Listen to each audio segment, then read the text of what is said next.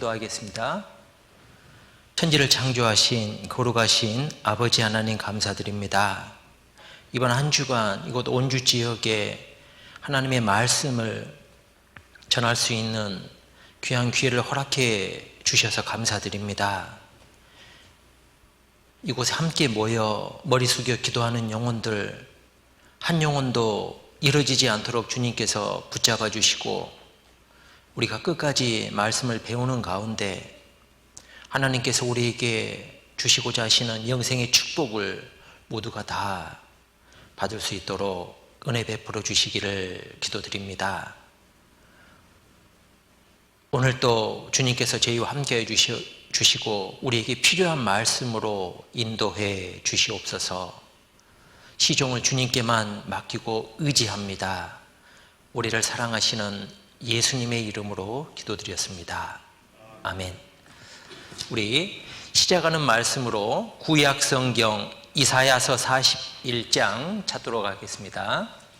구약성경 이사야 41장 21절입니다.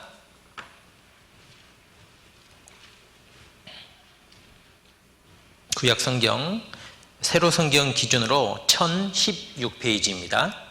구약성경 이사야서 41장 21절입니다. 나 여호와가 말하노니 너희 우상들은 소송을 일으키라. 야곱의 왕이 말하노니 너희는 확실한 증거를 보이라. 장차 당할 일을 우리에게 진술하라. 또 이전 일에 어떠한 것도 고하라. 우리가 연구하여 그 결국을 알리라. 혹 장래사를 보이며 후래사를 진술하라. 너희의 신됨을 우리가 알리라. 또 복을 내리든지 화를 내리라. 우리가 함께 보고 놀라리라. 24절 함께 읽겠습니다. 과연 너희는 아무것도 아니며 너희 일은 허망하며 너희를 택한 자는 가증하니라. 우리가 어제부터 한 주간 시간을 정하고 하나님의 말씀, 성경을 배우고 있습니다. 그리고 이제 어제 우리는 성경을 통해서 하나님이 어떤 분인지, 하나님은 이 세상을 창조하신 분이라고 말씀을 드렸고, 어제 우리는 여러 가지 성경 속에 나와 있는 창조의 증거들을 확인해 보았습니다. 인간은 어디에서 왔는가? 이것은 교회를 다니는 사람뿐만 아니라 이 세상 모든 사람의 가장 궁극적인 질문이라고 할 수 있습니다. 아마 한 번쯤은 다 고민해 보셨을 겁니다. 나는 어디에서 와서 어디로 가는가? 여기에는 크게 두 가지로 주장하는 사람들이 있습니다. 진화와 창조. 이 세상은 우연히 저절로 생겼다라고 이야기하는 사람들이 있습니다. 이것을 진화라고 이야기합니다. 그리고 또 한편으로는 아니다. 이 세상은 절대로 저절로 우연히 생길 수가 없다. 하나님에 의해서 계획되고 설계되고 창조되었다라고 이야기를 하는 사람들이 있습니다. 세상에 기원에 대한 많은 이론들이 있지만 이것을 간단하게 정리하면 이 둘 중에 하나입니다. 저절로든지 창조든지. 그런데 처음에는 시작은 별것 아닌 것 같지만요, 결과는 아주 차이가 큽니다. 만약에 우리가 우연히 저절로 탄생된 것이 맞다면 사람이나 동물이나 사람이나 짐승이나 그 가치가 다를 바가 없는 거예요. 그런데 어제 우리는 성경을 통해서 성경을 알기 전에도 모든 사람들은 사람과 짐승의 가치는 절대 같을 수 없다라고 이야기하고 생각합니다. 하나님을 믿지 않는 사람도, 심지어 진화론을 주장하는 사람들조차도 사람의 가치와 짐승의 가치는 다르다고 이야기합니다. 그런데 결론적으로 말씀드리면 이 세상이 저절로 우연히 진화된 것이 맞다면 사람들이 아무리 발버둥을 치고 주장해봐도 사람이나 짐승은 똑같을 수밖에 없습니다. 죽으면 모든 것이 무로 돌아가 버리고 마는 거예요. 그런데 어제 우리는 성경을 통해서 이 세상은 그렇게 저절로 된 것이 아니라 하나님에 의해서 창조되었다는 것을 배웠습니다. 하나님께서 아주 간단한 비유로 우리에게 이야기하고 계십니다. 히브리서 3장 4절에 함께 읽어보시죠. 집마다 지은 이가 있으니 만물을 지으신 이는 하나님이시라. 예.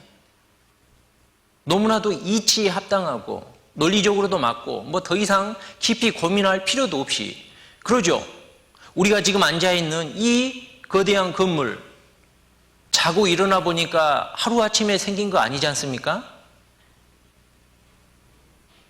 설계를 맡기고 설계에 의해서 많은 사람들이 오랜 기간 동안 한 땀 한 땀 정성 들여서 이 건물을 지었잖아요. 아마 이 건물이 저절로라고 주장한다면, 이 건물이 저절로라고 이야기한다면 우리 그 사람 어떻게 해야 됩니까?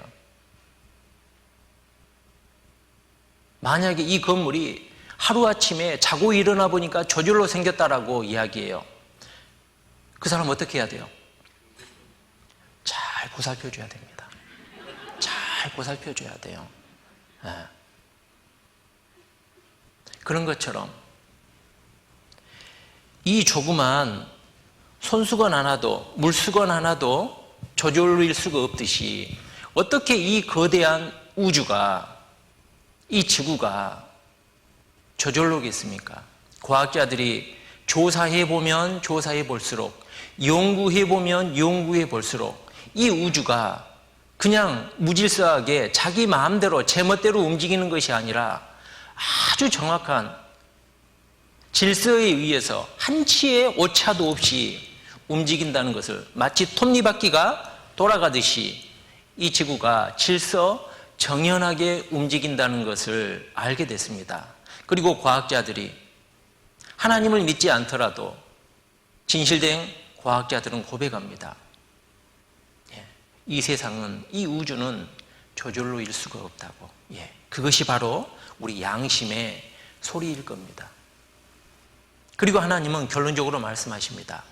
집마다 지은 이가 있으니 만물을 지으신 이는 하나님이시니라. 그리고 어제 우리는 하나님께서 이렇게 말씀하셨고 또 하나님께서 우리에게 여러 가지 증거들을 보여주셨습니다. 하나님께서는 말씀만 하시는 분이 아니라 하나님의 말씀에 대해서 반드시 증거를 보여주시는 분입니다. 증거를 통해서 믿게 하십니다. 그리고 또 이것을 알아야지, 우리가 어디에서부터 시작됐는가를 알아야지만이 이제 두 번째 문제, 우리 인생의 참 목적은 무엇인가, 여기에 대한 해답이 나올 수 있는 겁니다. 도대체 우리 인생의 목적이 뭐냐는 겁니다. 이 세상에 사소한 물건 하나도 저절로 된 것은 없고 우연히 된 것은 없고 모든 것이 다 목적을 가지고 있는데 우리 인생의 목적이 뭐냐는 겁니다. 그냥 이 땅에서 잘 먹고 잘 살고 행복하게 살면 그게 전부인 것일까? 그래서 하나님께서요, 과거에 한 사람을 선택해서요, 온갖 부귀영화를 누리게 하고 인생을 살아보게 했습니다. 그리고 평생 가장 많은 황금과 재물과 가장 많은 부인들과 그리고 가장 강한 나라를 다스리면서 지혜의 정점에 섰던 그 한 사람, 그 사람의 이름이 솔로몬입니다. 하나님께서 그 한 사람에게 인간이 누릴 수 있는 모든 것을 주시고 누려보게 한 다음에 이제 인생 말년에 그 솔로몬에게 감상문을 쓰게 했습니다. 그 성경이 바로 전도서입니다. 그런데 솔로몬이 그 모든 것을, 이 세상에서 누릴 수 있는 모든 것을 누려보고 전도서를 기록했는데 그 전도서 1장 1절에 이렇게 이야기하고 있습니다. 다윗의 아들 예루살렘 왕 전도자의 말씀이라. 전도자가 가로되, 함께 읽겠습니다. 헛되고 헛되며 헛되고 헛되니 모든 것이 헛되도다. 사람이 해 아래서 수고하는 모든 수고가 자기에게 무엇이 유익한고. 헛되고 헛되며 헛되고 헛되니 모든 것이 헛되도다. 인생 누려보니까 복잡하게 설명되어 있는데요. 한마디로 인생 별거 없더라. 누려보니까 별것 없더라. 그때는 좋았지만 지나고 나니까 아무것도 아니더라. 아마 우리는 그런 것을 누려본 적이 없기 때문에 공감이 잘 안 될 수도 있습니다. 그런데 이것은 사실입니다. 그리고 솔로몬이 이 전도서 1장부터 12장에 걸쳐서 자신이 무엇을 누렸으며 누린 것의 결과가 무엇인지를 정확하게 기록을 하고 있습니다. 전도서 1장 8절에 만물의 피곤함을 사람이 말로 다 할 수 없나니 눈은 보아도 족함이 없고 귀는 들어도 차지 아니하는도다. 세상 살아보니까 피곤하다는 겁니다. 피곤하시죠? 안 피곤해요? 하루하루가 피곤하잖아요. 눈은 보아도 족함이 없고 귀는 들어도 차지 아니하는도다. 이제 겨울이 지나고 봄이 됐잖아요. 우리 집사람이 이제 봄이 돼서 외출을 하는데 이제 옷을 입으려고 옷장을 열었어요. 그리고 한마디 하더만요. 입을 것이 없다고. 내가 볼 땐 천리인데. 여자분들은 그런다면서요? 딱 명품백 딱 1년 지고 다니면 그 다음에 보면은 비닐 봉다리로 보인다면서요? 메고 나갈 것이 없네. 눈은 보아도 족함이 없고 귀는 들어도 차지 아니하는도다. 그리고 사람들이 뭔가 여기에 진리가 있을까? 여기에 좋은 것이 있을까? 많은 것을 배우러 다닙니다. 그런데 귀는 들어도 차지 아니하는도다. 우리 인생이 그러지 않습니까? 그래서 여기저기 들어보다가 결국은 여기까지 오신 거잖아요. 잘 오셨습니다. 전도서 1장 13절에 마음을 다하며 지혜를 써서 하늘 아래서 행하는 모든 일을 궁구하며 살핀즉 이는 뭐라고 그랬습니까? 괴로운 것이니 하나님이 인생들에게 주사 수고하게 하신 것이라. 괴롭다는 겁니다. 피곤할 뿐만 아니라 괴롭다는 겁니다. 여러분요, 오래간만에 친구들 만나서, 오래간만에 깨복쟁이 친구들, 어렸을 때 친구들 만나서 술 한잔 하면서, 차 한잔 하면서 옛날 이야기 하죠. 깔깔깔깔 웃으면서 하는 이야기들, 대부분 주제가 뭐예요? 그때 힘들었던 이야기. 힘들었던 이야기 하면서 즐거워하지 않습니까? 인생의 자랑이 수고와 슬픔뿐이라고 이야기하고 있습니다. 연세 많으신 분들 노인정에서 하는 이야기 들어보십시오. 옛날 이야기 하는데요. 재밌었던 이야기가 아니에요. 잘 먹고 잘 살았던 이야기가 아니에요. 거시기 찢어지게 가난했던 시절, 정말 힘들고 어려웠던 이야기하면서 깔깔거리며 웃잖아요. 결국 인생 남는 거, 수고와 슬픔, 괴로운 것뿐이라는 겁니다. 그리고 전도서 2장 1절에 나는 내 마음에 이르기를 내가 시험적으로 너를 즐겁게 하리니 너는 낙을 누리라 하였으나 본즉 이것도 헛되도다. 그래서 이제 피곤하고 괴로우니까 낙을 누리라 이것저것 해봤다는 겁니다. 즐거운 일들을. 그런데 이것도 그 순간이었다는 겁니다. 이것도 헛되도다. 내가 웃음을 논하여 이르기를 미친 것이라 하였고 희락을 논하여 이르기를 저가 무엇을 하는가 하였노라. 한때 깔깔깔깔 웃고 즐기지만 웃고 나면 끝입니다. 얼마나 허무합니까? 그래서 웃음을 논하여 이르기를 미친 것이다. 전도서 2장 3절 4절에 내 마음에 궁구하기를 내가 어떻게 하여야 내 마음의 지혜로 다스림을 받으며 술로 내 육신을 즐겁게 할까? 또 어떻게 하여야 어리석음을 취하여서 천하 인생의 종신토록 생활함에 어떤 것이 쾌락인지 알까요? 나의 사업을 크게 하였노라. 내가 나를 위하여 집들을 지으며 포도원을 심으며. 그래서 이제 술로 인생을 살지 않습니까? 그런데 이것도 마실 때는 잠깐 잊어버리는 것 같은데 시간이 지나고 나면 머리만 아프고, 그래서 어떤 사람은 또 사업을 크게 했습니다. 그러니까 어때요? 당장에는 처음에는 잘 먹고 잘 사는 것 같은데 요즘 최근에 코로나로 사업하시는 분들이 가장 너무너무 힘든 시기가 돼버렸지 않습니까? 한때라는 겁니다. 그래서 이제 이 솔로몬은 은금과 왕들의 보배와 여러 도의 보배를 쌓고 또 노래하는 남녀와 인생들의 기뻐하는 처와 첩들을 많이 두었노라. 이 솔로몬이 부인이 몇 명이었냐면요, 1000명이었습니다. 몇 명이요? 아마 번호표 달고 들어와야 될 것 같아요. 결국 솔로몬이 말년에 하나님 앞에 큰 범죄를 했는데요, 그 원흉이 바로 이 처와 첩들이었습니다. 한때는, 젊을 때는 쾌락을 즐기면서 짝짝꿍 했는데 나중에 시간이 지나니까요, 이 솔로몬이 하나님 앞에 범죄하게 되고 우상을 숭배하게 됐는데 이 치맛바람에 휘둘려서, 우리도 여기 남자분들 계시는데요, 젊었을 때는 어때요? 부인들 보고 하면서 왔죠? 이제 좀 나이가 드니까 요즘 어때요? 요즘은 가끔, 요즘 그런다면서요? 눈 떴다고 혼난다면서요? 아침에.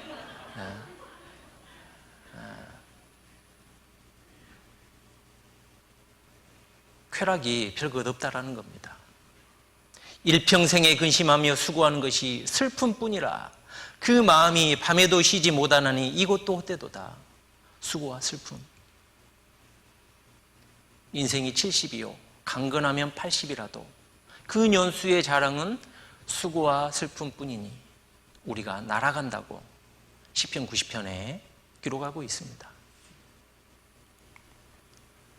은을 사랑하는 자는 은으로 만족함이 없고 풍부를 사랑하는 자는 소득으로 만족함이 없나니 이것도 헛되도다. 재산이 더하면 먹는 자도 더하나니 그 소유주가 눈으로 보는 것 외에 무엇이 유익하랴. 그러죠. 많이 벌어봤습니다. 그런데 이게 만족함이 없는 거예요. 참 우리 마음이라는 게 어때요? 여러분 마음이 있으시죠? 예전에 누가 그러더라고요. 마음이 있으시죠? 그랬더니 자기는 마음이 없대요. 마음이 없대. 왜? 저는 목사님께 제 마음을 빼앗겨 버렸어요. 그런 거 말고요. 근데 참 우리 마음이라는 게 이 조그만 우리 몸뚱이 안에 들어있는 것 같은데 어쩔 때는 좁쌀만큼 좁아졌다가도 어떨 때는요, 한없이 채워도 채워집니까? 안 채워집니까? 우리 마음이라는 게 그러는 거예요. 만족함이 없는 거예요. 돈 많은 부자들한테 가서 물어보십시오. 만족하냐고. 뭐라고 이야기한 줄 아십니까? 조금만 더 벌어야겠다고. 평생 먹고 살아도, 평생 죽으면서까지 먹고 살아도 다 못 쓰고 갈 만큼 부가 쌓여 있어도요, 부조가 돼요. 그리고 왜 그렇게 돈이 많으면 옆에서 달라붙는 사람들도 많은지 그것을 빼앗아 가려고. 재산이 더하면 먹는 자도 더하나니 그 소유주가 눈으로 보는 것 외에 무엇이 유익하랴. 이렇다는 겁니다. 그래서 어떤 사람이요, 인간의 생로병사를 표현했는데 병 4개로 인간의 생로병사를 표현했더라고요. 첫 번째는 젖병입니다. 아이가 태어나면 가장 먼저 뭘 찾습니까? 젖을 찾잖아요. 어린아이는 젖병으로 인생을 시작합니다. 그리고 이제 그 다음에 20대 때 인생의 황금기라고 이야기하죠. 탄산 같은 시대. 이 젊음에 취해서요, 못할 것이 없을 것 같은. 요즘 젊은이들은 또 이러더라고요. 한 책을 보니까 제목이 뭐예요? 한바탕은 열심히 살 뻔했다. 요즘은요, 즐기는 것. 그래서요, 과거에는 돈을 많이 준다면요, 뼈 빠지도록 일했는데요, 요즘 젊은 사람들은요, 돈을 아무리 많이 줘도요, 쉬는 날이 보장되지 않으면 일하지 않습니다. 어려운 일 하려고 하지 않습니다. 그런데 이런 시기가 영원히 지속될 것 같은데 어때요? 지속이 됩니까? 저도 제 마음은 28 청춘이에요. 아직도 20이요. 근데 벌써 제가 50이 훌쩍 넘었습니다. 어느 날 머리에 하얀 것이 나오기 시작하더라고요. 인생이라는 게 그런 겁니다. 금방 갑니다. 그래서 사랑하는 사람을 만나서 애를 낳고 결혼을 해봤습니다. 그런데 어때요? 즐거움만 있던가요? 괴로움이 찾아오잖아요. 그래서 이제 점점 술병이 늘어납니다. 자, 여자는요, 처녀 때는요, 이렇게 아기 고양이처럼 예뻐요. 누가 나를 데려가지? 결혼을 하잖아요. 사나워집니다. 도끼가 오르기 시작합니다. 그러다가 이제 갈라서잖아요. 그러면 또 이렇게 돼요. 오히려 여자들은 혼자 살 때 더 우아하고 고고해집니다. 남자들은요, 결혼하기 전에는요, 다 자신을 뽐내죠. 그러다가 결혼을 했습니다. 이제 뽑히기 시작합니다. 그러다가 이제 이혼을 당하잖아요. 인생 종 치는 겁니다. 이게 인생이에요. 그러다가 이제 그 40대, 50대도 지나가고 이제 나이가 들면요, 이게 나를 반기는 것은 뭐예요? 링거 하나가 나를 반기고 있는 거예요. 이거 한번 보시죠.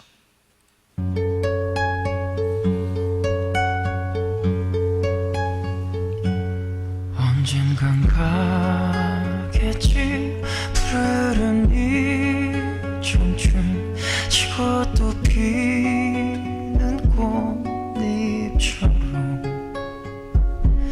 달 밝은 밤이면 창가에 흐르는 내 젊은 연가가 구슬퍼 가구 없는 말들을 잡으려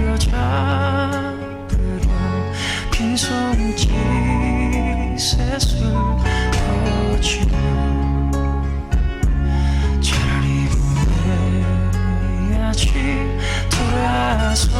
돌아서야지 그렇게 세월은 가는 거야. 나를 두고 가는 일은 용서하겠지만 날 버리고 가는 세월이요 전부 못 없어라 허전한 마음은 정답던 옛 동산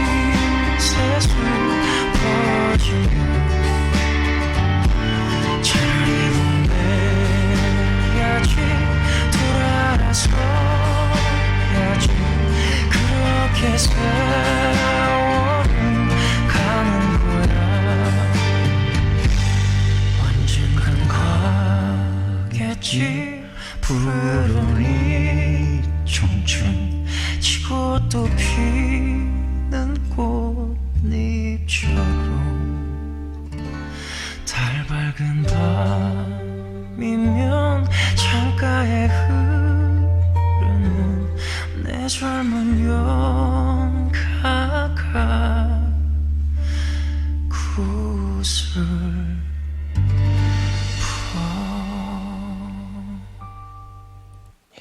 이게 인생이잖아요. 그리고 노년을 쓸쓸하게 이제 링거 하나로 버티는데요. 인생을 돌아보면서 허무함을 느끼고, 그런데 죽고 싶어요? 더 오래 살고 싶어요? 사람 마음속에는 죽고 싶은 마음이 없습니다. 이거 보셔요. 선생님의 할아버지께서는 103세랍니다. 우와, 살아계신 거예요. 지금. 그리고 입버릇처럼 얼른 죽고 싶다.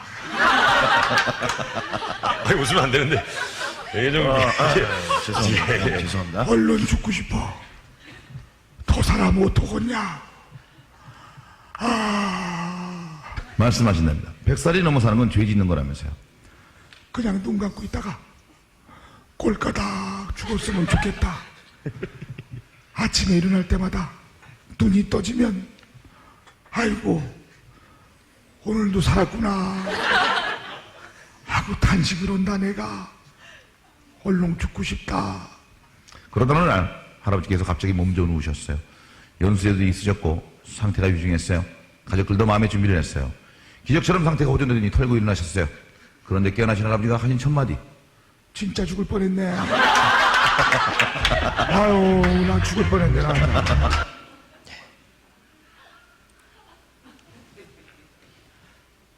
어떤 사람이 인생의 생로병사를 병 4개로 이렇게 표현해 놨는데 정말 잘 표현해 놓은 것 같습니다. 우리 인생이 이렇다는 거예요.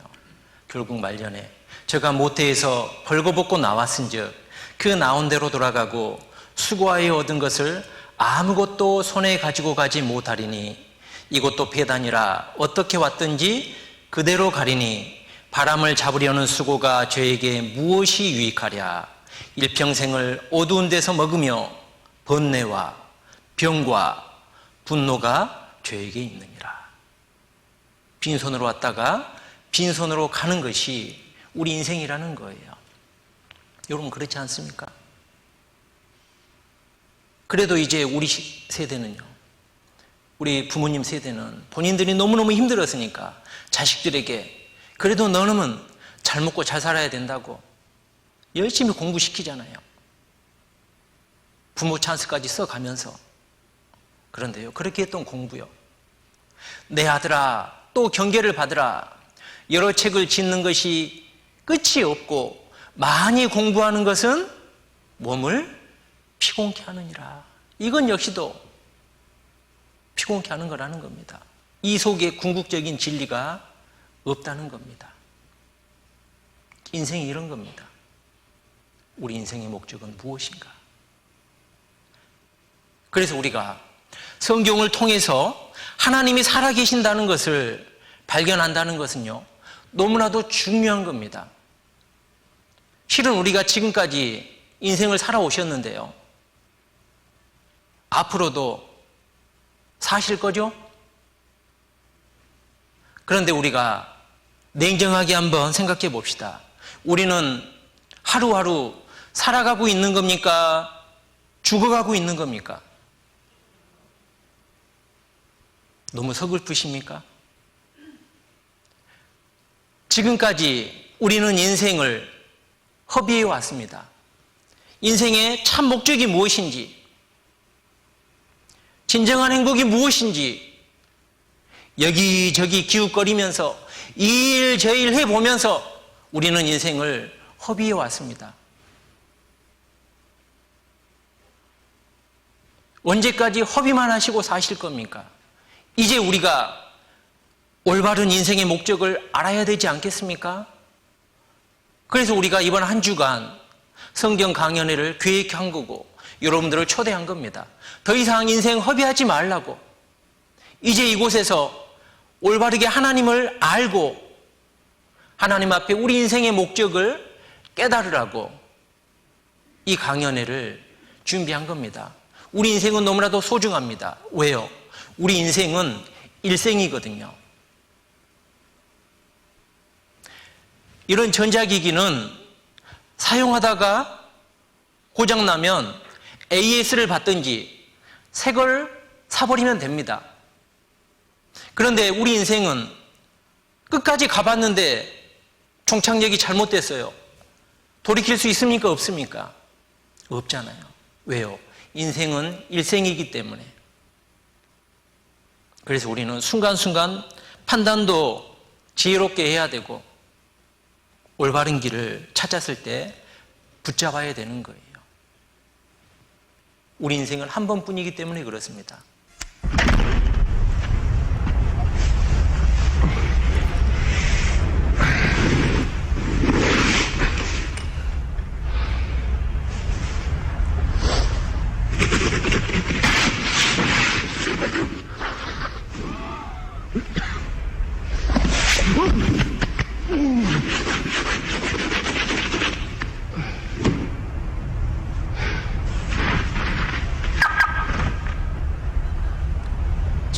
이 사람 기분이 어떨까요?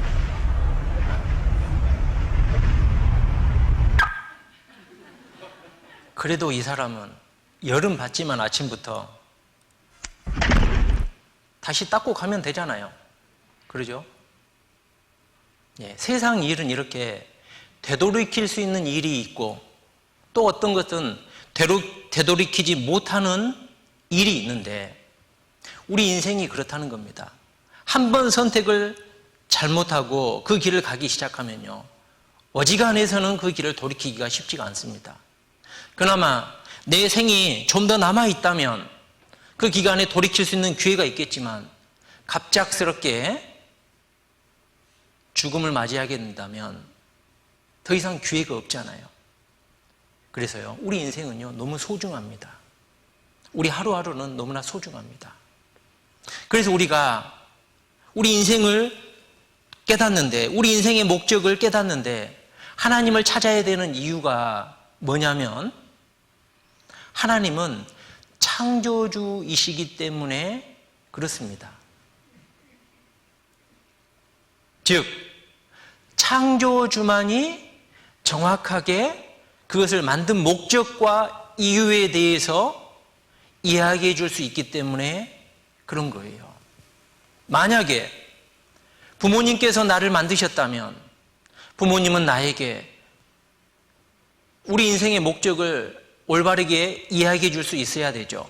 그런데 어떤 부모님이, 또 여러분들 여기 앉아 계시는 분들 부모가 돼 보니까 자식들이 왜 사냐고, 인생의 목적이 무엇이냐고 물어보면 답해 줄 수 있습니까?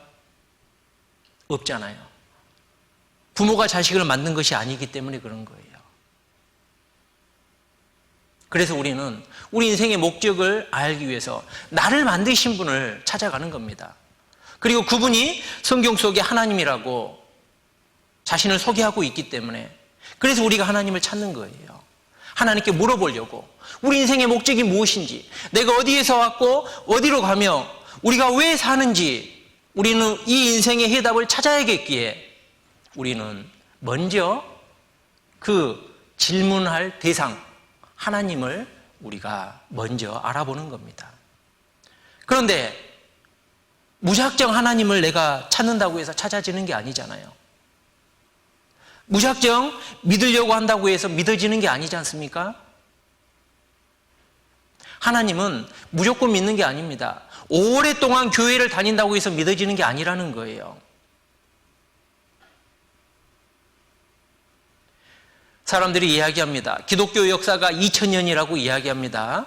2000년 전에 예수님이 이 땅에 오셔서 죽고 부활하시고 승천하신 이후로 이제 은혜의 복음이 증거되기 시작했습니다.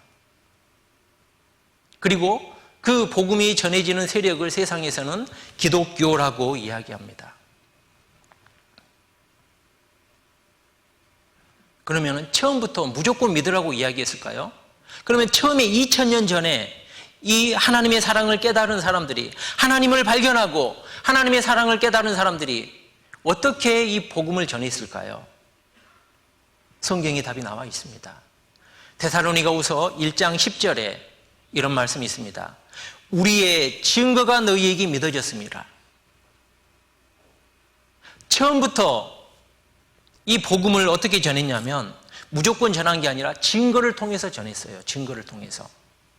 이 데살로니가 후서는 기독교의 역사 속에 가장 위대한 전도자 중에 한 분인 사도 바울이 기록한 성경입니다. 이 바울이 2000년 전에 하나님의 사랑을 깨닫고 초대교회 시절에 많은 지역을 돌아다니면서 이 하나님을 증거했는데 어떻게 증거했다고요? 무엇을 통해서 증거했다고요? 증거를 통해서 하나님을 전했다고 이야기하고 있습니다. 무조건 믿으라고 하는 것이 아니라, 그래서 이 데살로니가 지역에 믿는 사람들이 생기고 교회가 세워졌는데 사도 바울이 훗날 이 데살로니가 교회에 편지를 보내면서 그들이 어떻게 하나님을 믿게 됐는지를 추억하면서 이 글을 쓴 겁니다. 우리의 증거가 너희에게 믿어졌습니다. 그렇습니다. 우리는 아무리 좋은 이야기도 증거가 없으면 믿을 수가 없습니다. 그래서 우리가 하나님을 믿는 방법은 바로 증거에 있습니다. 증거를 통해서 하나님을 믿는 겁니다. 오늘 처음 찾았던 이사야 41장에도 나 여호와가 말하노니 너희 우상들은 소송을 일으키라. 야곱의 왕이 말하노니 너희는 확실한 증거를 보이라. 자, 세상에 많은 신이라고 주장하는 우상들이 있습니다. 세상의 신들에게 하나님께서 이야기하십니다. 뭐라고 이야기하냐면, 야, 너희가 신이라고 주장만 할 것이 아니라 너희가 진짜 신이라면 신이라는 확실한 증거를 보이라. 증거를 보여보라는 겁니다. 말만 하지 말고, 주장만 하지 말고. 어떤 증거를 보이라고 이야기하냐면요, 22절 장차 당할 일을 우리에게 진술하라. 또 이전 일에 어떠한 것도 구하라. 우리가 연구하여 그 결국을 알리라. 혹 장래사를 보이며.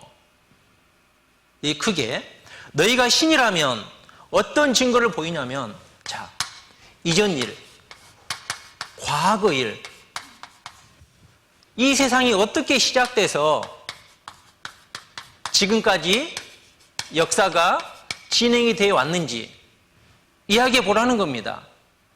이 세상이 어떻게 시작됐는지부터 지금까지 인류 역사가 어떻게 흘러왔는지 이야기해 보라는 겁니다. 이전 일. 그리고 장차 당할 일 뿐만 아니라 앞으로 미래에는 어떤 일이 있을 것인지, 현재부터 미래에는, 장차 미래에는 어떤 일이 있을 것인지 한번 이야기해 보라는 겁니다. 너희가 진짜 신이라면 이게 뭡니까? 역사입니다. 역사. 역사를 통해서 증거해 보라는 거예요. 역사 속에서 이 역사가 어떻게 흘러왔는지, 어떻게 진행돼 가는지, 앞으로의 역사가 영원할 것인지, 언젠가는 끝이 날 것인지, 영원하다면 어떤 식으로 영원히 이 역사가 지속될 것인지, 아니면 끝장난다면 어떤 식으로 이 역사가 끝장이 날 건지 한번 자세히 이야기해 보라는 겁니다. 진짜 신이라면 어때요? 역사의 시종을 이야기할 수 없는 신, 진짜일까요? 가짜일까요? 참 신이라면 역사의 시종을 당연히 이야기할 수 있어야겠습니까? 없어야겠습니까? 당연한 거죠. 23절 후레사를 진술하라. 너희의 신됨을 우리가 알리라. 또 복을 내리든지 화를 내리라. 우리가 함께 보고 놀라리라. 뿐만 아니라 너희가 진짜 신이라면 복도 내리고 화도 내려보라는 겁니다. 심판도 하고 구원도 하는 역사를 한번 보여줘 보라는 겁니다. 그러잖아요. 우리가 신에게 빌지 않습니까? 그러면은 너희가 진짜 신이라면 그 사람에게 도움도 줘보고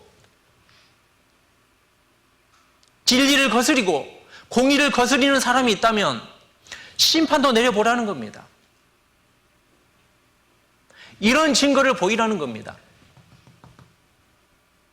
증거가 없으면 믿을 수 없는 거예요. 이 말을 반대로 해석하면 하나님께서는 이런 증거를 우리에게 보이겠다는 거예요? 안 보이겠다는 거예요? 보여주시겠다는 겁니다. 그래서 우리가 이 이사야 41장 21절로 24절 말씀을 통해서 어떤 신이 진짜 신이구나라는 것을 우리가 알 수 있습니다. 진짜 신은 창조주입니다. 창조주만이 역사의 시종을 이야기할 수 있죠. 그리고 진짜 신은 역사를 다스리는 분입니다. 역사를 창조하시고 시작하시고 끝날 때까지 역사를 다스려 가시는 분만이 참신이라고 우리가 믿을 수 있고, 그리고 참신은 심판도 하고 구원도 하는 능력을 가지고 있는 신, 이런 신을 우리는 그분이 하나님이라고 믿을 수 있고 그분을 우리가 의지할 수 있는 겁니다. 하나님 외에는 이런 신이 없다는 겁니다. 그러면 성경 속에 하나님은 이런 증거를 우리에게 보이겠다는 겁니다. 아마 이 가운데 기존에 교회를 다니고 계신 분 있을 겁니다. 성경을 읽는 가운데, 성경을 배우는 가운데, 설교를 듣는 가운데 이런 생각해 보신 적 없으십니까? 이 신명기 18장에 보면 내가 혹시 심중에 이르기를, 마음에 이르기를 그 말이 여호와의 이르신 말씀인지 우리가 어떻게 알리하리라. 우리 말씀 듣다 보면 이게 진짜 하나님 말씀 맞을까? 정말 하나님 살아 계실까? 이런 의심해 볼 때 있잖아요. 그런데 이런 의심은요, 당연한 겁니다. 하나님께서도 많은 사람들이 하나님을 찾는 과정 속에서 이런 의심할 줄 알았어요. 그래서 성경 속에 기록해 놓은 겁니다. 그러면서 22절, 만일 선지자가 있어서, 선지자는 하나님의 말씀을 전하는 사람입니다. 어떤 선지자가 이게 하나님 말씀이다 전하는데 여호와의 이름으로 말한 일에 증언도 없고 성취함도 없으면 이는 여호와의 말씀하신 것이 아니요 그 선지자가 방자히 한 말이니 너는 그를 두려워 말지니라. 여기서 이제 증언과 성취함, 증언은요 과거의 역사를 이야기합니다. 성취함은요 미래의 역사를 이야기하는 겁니다. 똑같은 말입니다. 이사야 41장과 똑같은 말입니다. 과거의 역사는 그게 사실이라는 증거가 있어야 될 것 아닙니까? 과거의 역사는 증거를 통해서 믿습니다. 미래의 역사는, 이 성경은 이미 2000년 전에 완성됐을 뿐만 아니라 어제 설명드린 것처럼 당시의 역사뿐만 아니라 과거와 성경이 기록되기 이전과 이후의 역사를 다 담고 있기 때문에 성경 이전의 역사는 고고학이라는 학문을 통해서 성경의 역사와 인류의 역사가 맞는지 틀린지 증언을 통해서 알 수 있는 거고, 반대로 미래의 역사는요 성경은 이미 기록되어 버렸기 때문에 성경에 기록된 대로 인류 역사가 흘러가는지 흘러가지 않은지 맞춰보면 성취함을 통해서 이것이 하나님 말씀인지 아닌지 알 수 있다는 겁니다. 그런데 증언도 없고 성취함도 없으면 이는 여호와의 말씀하신 것이 아니요 그 선지자가 방자히 한 말이니 너는 그를 두려워 말지니라. 증언도 없고 성취함도 없으면 무시해도 된다는 겁니다. 왜? 그건 가짜니까. 그러면 이 22절 말씀을요 이렇게 한번 설명해 보겠습니다. 만일 선지자가 있어서 여호와의 이름으로 말한 일에 증언도 있고 성취함도 있으면 이는 여호와의 말씀하신 것이니 너는 그를 두려워하라. 이렇게 읽으면 되겠죠?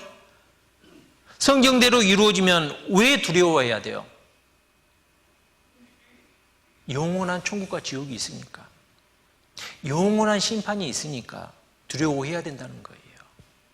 왜? 우리도 잘못하면 심판받고 지옥 갈 수도 있기 때문에 두려워해야 된다는 겁니다. 보이는 것이 전부가 아니라는 거죠. 하나님은 보이는 역사를 통해서 보이지 않는 영원한 세계를 증거하고 있다고 어제 말씀을 드렸습니다. 그래서 이제 지금부터는요 이 증언과 성취함, 성경에 나타난 이제 확실한 역사적인 증거를 통해서 하나님이 어떤 분인지를 설명을 좀 드려보겠습니다. 너무 잘 들으시니까요. 5분 쉬셨다가 45분에 시작하도록 하겠습니다.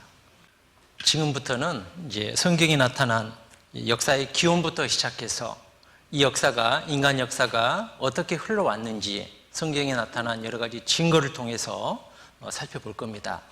그런데 이제 말씀드리기 전에 미리 하나 좀 이야기하고 싶은 게 있습니다. 어떤 분들은 이제 이 성경을 들으면요, 성경이 어렵게 느껴지시는 분들이 있습니다. 그리고 또 어떤 분들은 이 배우는 성경의 내용을 다 알아야지만이 믿어진다라고 생각하시는 분들이 있습니다. 그런데요, 중요한 것은 지금 제가 드리는 말씀의 주제가 뭐냐면 하나님이 살아계신다는 겁니다. 그래서 제가 이제 보여드리는 여러 가지 증거들, 그 소소한 내용들을 다 알 필요는 없습니다. 그런데 그것을 통해서 제가 이제 드리는 말씀은 성경 속에 있는 이야기와 이제 정말 세상에서 있었던 역사를 비교해서 제가 설명을 드리거든요. 증거를. 그러니까 그걸 통해서 정말 저걸 보니까 하나님이 계시구나, 내 마음속에 믿음이 생기면 말씀을 잘 들으시는 겁니다. 그래서 소소한 디테일한 어떤 그런 내용에 너무 신경 안 쓰셔도 되고요. 제가 드리는 말씀이 사실인지 거짓인지 여기에 초점을 맞추시고 말씀을 들어보시면 됩니다. 그리고 이게 사실이라면 자연스럽게 내 마음속에 그렇구나, 맞네,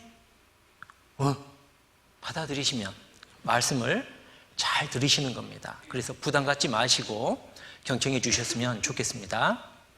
어제 말씀드린 것처럼 이 성경은 BC 1500년, 지금으로부터 3500년 모세에 의해서 기록되기 시작해서 지금으로부터 1900년 전인 AD 100년 요한에 의해서 성경이 1600년 동안 기록됐다라고 말씀을 드렸습니다.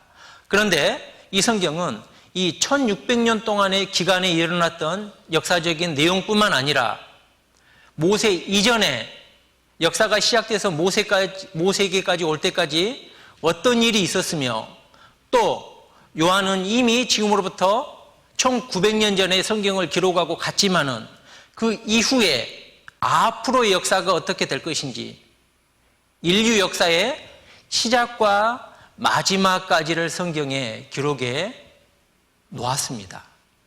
그리고 이제 과거의 역사는 증거를 통해서 우리가 알 수 있고, 미래의 역사는 성취함, 정말 인간 역사가 성경대로 흘러왔는지 흘러오지 않았는지 증거를 통해서 우리가 알 수 있습니다. 그래서 이제 오늘은 특별히 이 과거의 역사를 중심으로 해서 증언의 역사를 통해서 정말 이 성경이 사실이고 하나님이 계신지 안 계신지를 우리가 살펴보도록 하겠습니다. 그래서 창세기를 통한 성경의 증거, 특별히 창세기가 성경의 맨 첫 번째 책이고, 이 창세기를 기원의 책이라고 이야기합니다. 모든 것의 시작이 창세기에 기록이 되어 있습니다. 그러면은 성경에 기록되어 있는 시작과 인류의 시작이 맞는지 틀린지를 비교해 보면 어떤 것이 맞는지, 성경이 사실인지 우리가 알 수 있지 않겠습니까? 그래서 이 창세기를 기록한 사람이 누구냐면 모세라는 사람입니다. 모세. 이 모세는 지금으로부터 3500년 전에 살았던 사람입니다. 특별히 이 모세가 이 성경 5권을 기록했습니다. 창세기, 출애굽기, 레위기, 민수기, 신명기. 그래서 이 5권의 성경을 모세가 기록했다고 해서 모세 오경이라고 이야기합니다. 그런데 이 성경을 자세히 읽어보면요, 모세가 맨 처음 기록한 책이 창세기인데 이 창세기에는 모세가 등장하지 않습니다. 모세는 언제 등장하냐면 이 출애굽기 2장에 모세의 탄생이 기록이 되어 있어요.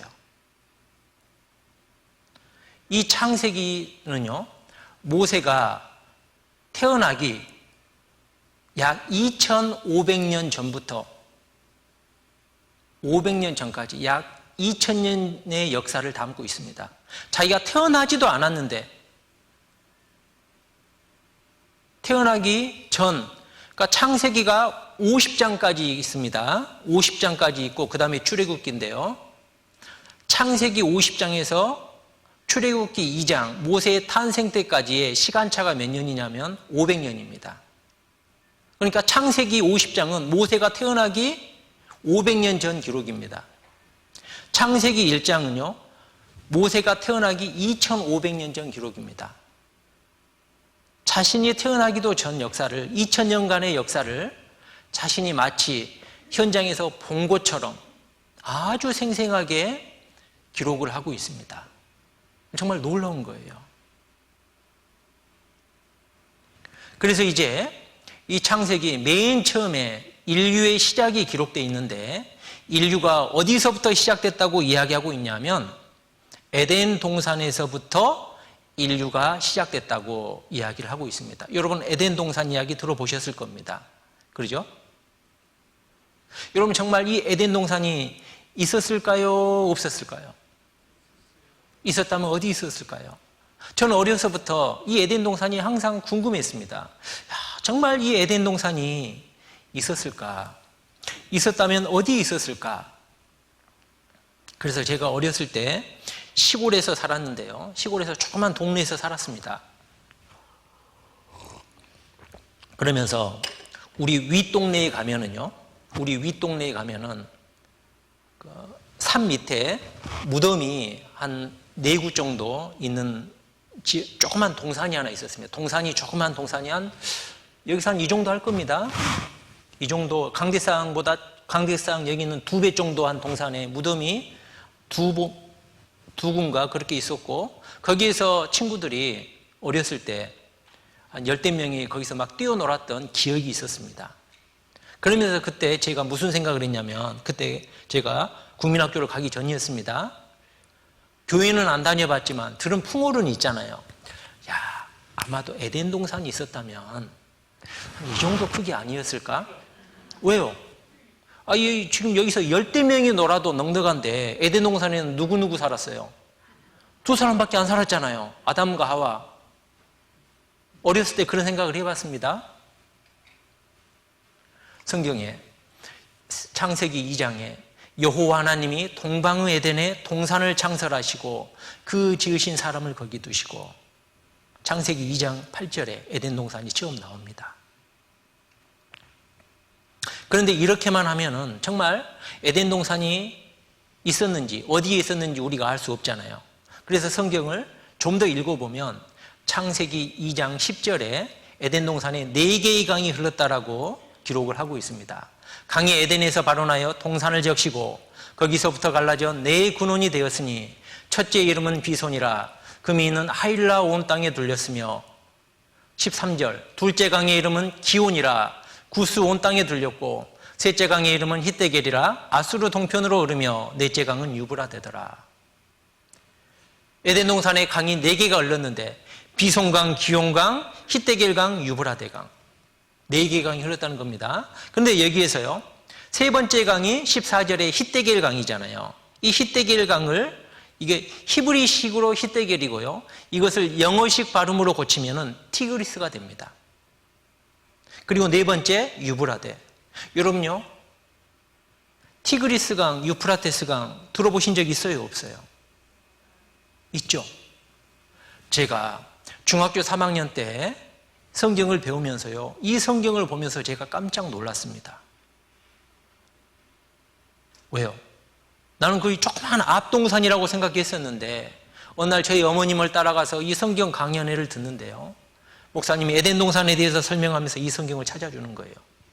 그리고 세 번째, 티그리스 강과 유프라테스 강. 성경을 몰라도 티그리스 강, 유프라테스 강 하니까요, 무슨 생각이 들었냐면, 전 중학교 때 세계사를 배웠었거든요. 제가 공부를 잘했다는 게 아니에요. 세계사를 배웠다는 겁니다. 배웠는데 학교에서 배웠거든요. 티그리스 강, 유프라테스 강을. 이 강이 어디에 있어요? 중동 지역에 있잖아요. 중동 지역을 배우면서 티그리스 강, 유프라테스 강을 배웠는데 순간 설교를 들으면서 이 성경을 보면서 왜 학교에서 배운 내용이 성경에 있지? 이게 학교에서 배운 그 강이 맞는 건가? 순간 의문이 들었습니다. 호기심이 생겼습니다. 영어 성경을 보면 2장 14절에 히데겔강, 영어 성경에는 아예 티그리스로 번역이 되어 있습니다. 유브라데강, 유프라테스. 예, 맞습니다. 우리가 세계사에서 배웠던 그 티그리스 강과 유프라테스 강입니다. 인류는 아담과 하와로부터 시작돼서 이렇게 지금까지 인류가 번성했다라고 성경은 이야기하고 있는데 과학자들이 이것도 찾아냈습니다. 인류 조상은 유전적으로 하나다. 아담도 실제로 있었다. Y 염색체는 알고 있다. 남자의 뿌리. 아담과 하와, 인류는 한 여자로부터 왔다. 과학자들도 조사해 보니까 인류는 한 남자와 한 여자, 아담과 하와로부터 시작된 것이 사실이라는 게 우리 시대에 밝혀졌습니다. 뿐만 아니라 티그리스강과 유프라테스강 이쪽에 있거든요. 4대 문명이 발생지가 메소포타미아, 이집트 문명, 그 다음에 이제 황하 문명, 인더스 문명, 황하 문명 이렇게 되는데요. 4대 문명이 맨 첫 번째 발상지가 메소포타미아 문명입니다. 이 지역에 에덴 동산이 있었다는 겁니다. 이곳에요. 이렇게 유프라테스 강과 티그리스 강이 지금도 흐르고 있습니다. 성경에 기록된 티그리스 강과 유프라테스 강입니다. 이 지역이 에덴 동산의 자리라는 겁니다. 에덴 동산이 지구 한가운데 있습니다. 여기 이 지역입니다. 에덴 동산에 4개의 강이 흘렀다고 성경은 이야기하고 있습니다. 비송, 기용, 히데겔강, 유프라테스강. 그리고 우리 시대에 저기 이란, 이라크 지역, 사우디아라비아 있는데 페르시아만을 가면은요, 지금도 티그리스강과 유프라테스강이 흐르고 있습니다. 바로 이 지역이 에덴 동산의 옛 자리였다는 겁니다. 과거에 이곳에 에덴 동산이 있었다는 겁니다. 이건 제 이야기가 아닙니다. 과학자들이 이야기하는 겁니다. 성서 속 에덴 동산은 바로 이곳이다. 방금 제가 지정했던 그 지역. 에덴 동산은 지금의 페르시아만이다. 중동 지역에서 성서 고고학 발굴 작업이 활발하다. 여러분, 특별히 많은 학문 중에 고고학이라는 학문이 있습니다. 고고학. 왠지 들어서는 고고한 학문일 것 같지 않습니까? 우아하고. 전혀 실상은 그렇지 않습니다. 삽하고 꽃갱이 들고 다니면서 흙 파는 학문이, 땅 파는 학문이 고고학입니다. 땅속에 묻혀있는 고대의 역사를 발굴하는 학문입니다. 고고학의 한 분야 중에 성서 고고학이라는 분야가 있습니다. 즉, 성경의 내용이 사실인지 거짓인지를 파헤치기 위해서 많은 고고학자들이 성경에 나와 있는 내용들을 토대로 발굴 작업을 하고 있는 거예요. 그러다가 우리 시대에 이 페르시아만 이 지역에서 이 지역이 에덴 동산의 옛 자리였다는 것이 고고학자들에 의해서 밝혀진 겁니다. 그리고 에덴 동산의 강도 발견했다. 콜롬비아호가 우주선이 나가서 땅속 사진을 찍는데 땅속에 묻혀있던 고대의 강, 비송강과 기용강의 흔적을 발견한 겁니다. 사막에 감춰진 고대의 강, 여기는 일찍이 식물이 무성했던 땅이었다. 티그리스와 유프라테스는 현재에도 실존하고 있고 사라진 강, 비송과 기용, 첨단 과학의 규명연에서 미국 우주왕복선이 고대 강줄기를 찾아냈다는 겁니다. 에덴 동산은 메소포타미아에 뭐라고 돼 있어요? 있을 것이다? 있었을 것이다? 있었다. 과학 잡지에 실린 내용입니다. 단정적으로 이야기하고 있습니다. 이 말은 사실이다, 거짓이다? 사실이다. 에덴 동산이 있었다는 겁니다. 저 한번 따라해 보세요. 와우. 와우. 네. 놀랍지 않습니까? 그러면은 과거에 이곳에 에덴 동산이 있었는데 지금은 어디로 갔냐는 거예요. 성경이 사실이라면 지금 왜 그곳에 에덴 동산이 없는지도 설명할 수 있어야 되잖아요. 에스겔 31장에 이런 말씀이 있습니다. 내가 그로 구덩이에 내려가는 자와 함께 음부에 떨어뜨리던 때에 열국으로 그 떨어지는 소리를 인하여 진동하게 하였고 물 대임을 받은 에덴의 모든 나무 곧 레바논에 뛰어나고 아름다운 나무들로 어디에서?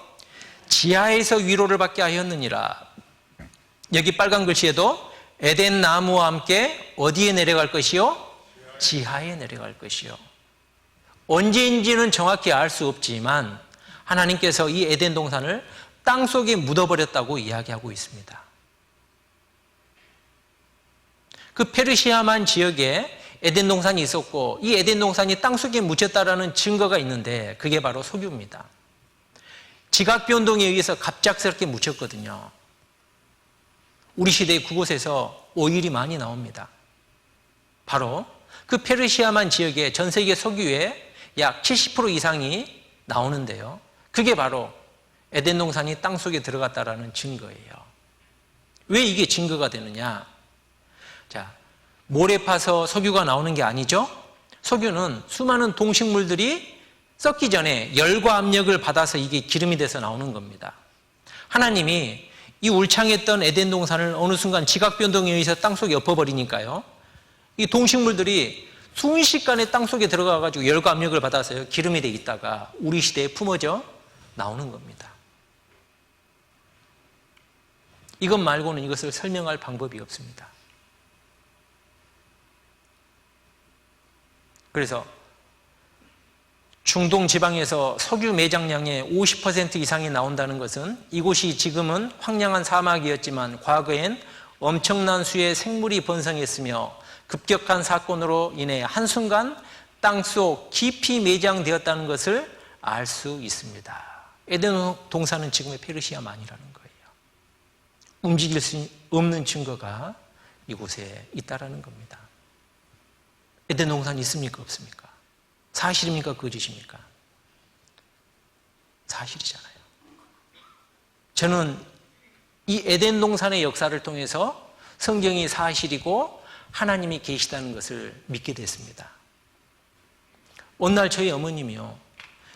저는 이제 중학교 때 고등학교를 시험을 봐서 갔습니다. 연합고사를 봐가지고 인문계 고등학교를 갔는데 이제 연합고사를 보고 이제 중학교를 졸업하기 전에 이제 1월 달에 이제 저희 어머님이 성경을 배워봐야 된다는 겁니다. 구원받아야 천국 간다는 겁니다. 그래서 제가 성경 강연회를 들으러 끌려갔습니다. 네, 끌려갔습니다. 안 듣는다고 엄청 싸웠어요. 그런데 딱 강연회가 시작된 날 보니까 우리 가족이 다 가는 거예요. 나만 혼자 집에 있을 수는 없잖아요. 입이 이따마나 튀어나와가지고요. 갔습니다. 지금은 제가 딱 2시간 만에 끝내드리잖아요. 쉬는 시간도 드리고. 그때는요, 3시간, 4시간씩 했습니다. 한번 자리에 앉으면 쉬는 시간도 없었어요. 그때 이제 중학교 3학년 이제 졸업할 무렵에 이제 18살짜리가 인생이 얼마나 창창해요. 앞으로 나에게는 황급빛 미래가 기다리고 있는데 첫째 날 목사님이 나오셔가지고 인생에 대해서 죽음에 대해서 이야기하는데 정말 잘 들어왔겠죠. 공감하면서 맞네. 와, 정말 저에게는 최악이었습니다. 그리고 저는 한 번도 교회를 다녀본 적이 없었기 때문에 그런 분위기도 저에게는 적응이 안 됐을 뿐만 아니라 성경도 너무너무 어렵고 절반은 알아듣겠고 절반은 뭔 말인지 모르겠어요. 그리고 한겨울이었습니다. 조그만 공간에 빽빽히 사람들이 차가지고요. 히터를 틀어주니까요. 가만히 있어도 또 꿈나라로 가요. 자다 졸다 듣다 또 듣는 와중에도 절반은 못 알아듣겠고 관심 없고 그런데 갑자기 귀 속에 눈은 감겨있는데 귀는 깨어있잖아요. 이 에덴 동산에 대한 이야기가 들어온 거예요. 그리고 목사님이 이 에덴 동산 이야기를 하면서 이 자료를 보여주는데요. 저는 그 순간요. 자료를 보여주는데 그 순간 믿어져 버렸어요. 믿으려고 노력한 게 아니에요. 입 이따 하나 튀어나와가지고 와가지고 듣다 졸다 절반은 못 알아듣겠고 관심도 없는데 증거가 확인이 되니까 믿어져 버렸다니까요. 믿어져 버리니까요. 이게 깝깝하대요. 빼낼 수가 없어요. 사실이니까. 그러면서 순간 무슨 생각이 들었냐면요. 이게 딱 믿어지니까요. 이제 다른 성경 안 배워도 돼. 내가 제일 궁금했던 궁금증이 풀렸잖아요. 하나님 살아계시네. 야, 하나님 살아계시면 천국과 지옥도 있지. 야, 그럼 천국과 지옥 있으면 난 어디 가지? 아무리 생각해도 뭐 지옥 간다는 뭐 확신도 없지만 천국 갈 방법을 모르겠어요. 길이 두 개인데 갈 방법을 모르면 가요 못 가요? 저는 순간 이 에덴 동산을 통해서 하나님이 살아계시는 게 믿어지는 순간요, 제 운명이 결정돼 버렸어요. 나는 지옥이구나. 지옥이구나.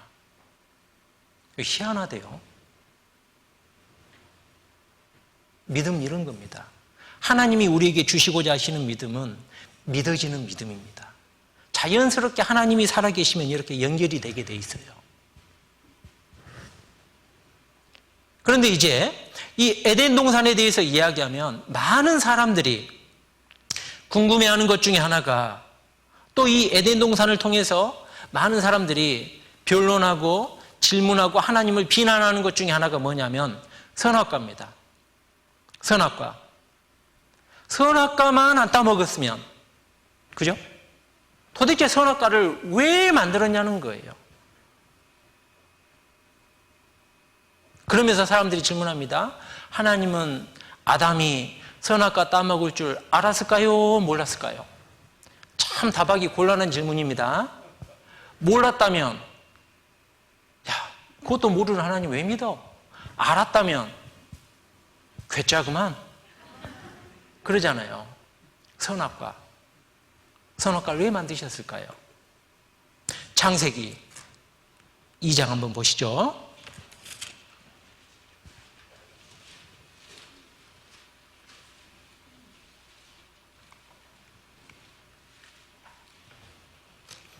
(2장 8절) 창세기 2장 8절입니다.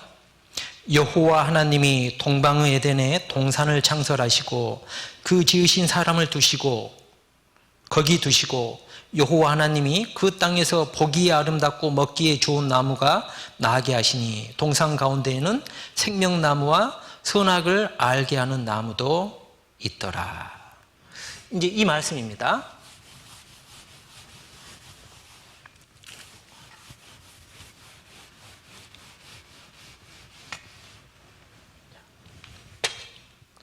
그런데요, 사람들은 뭔만 생각하냐면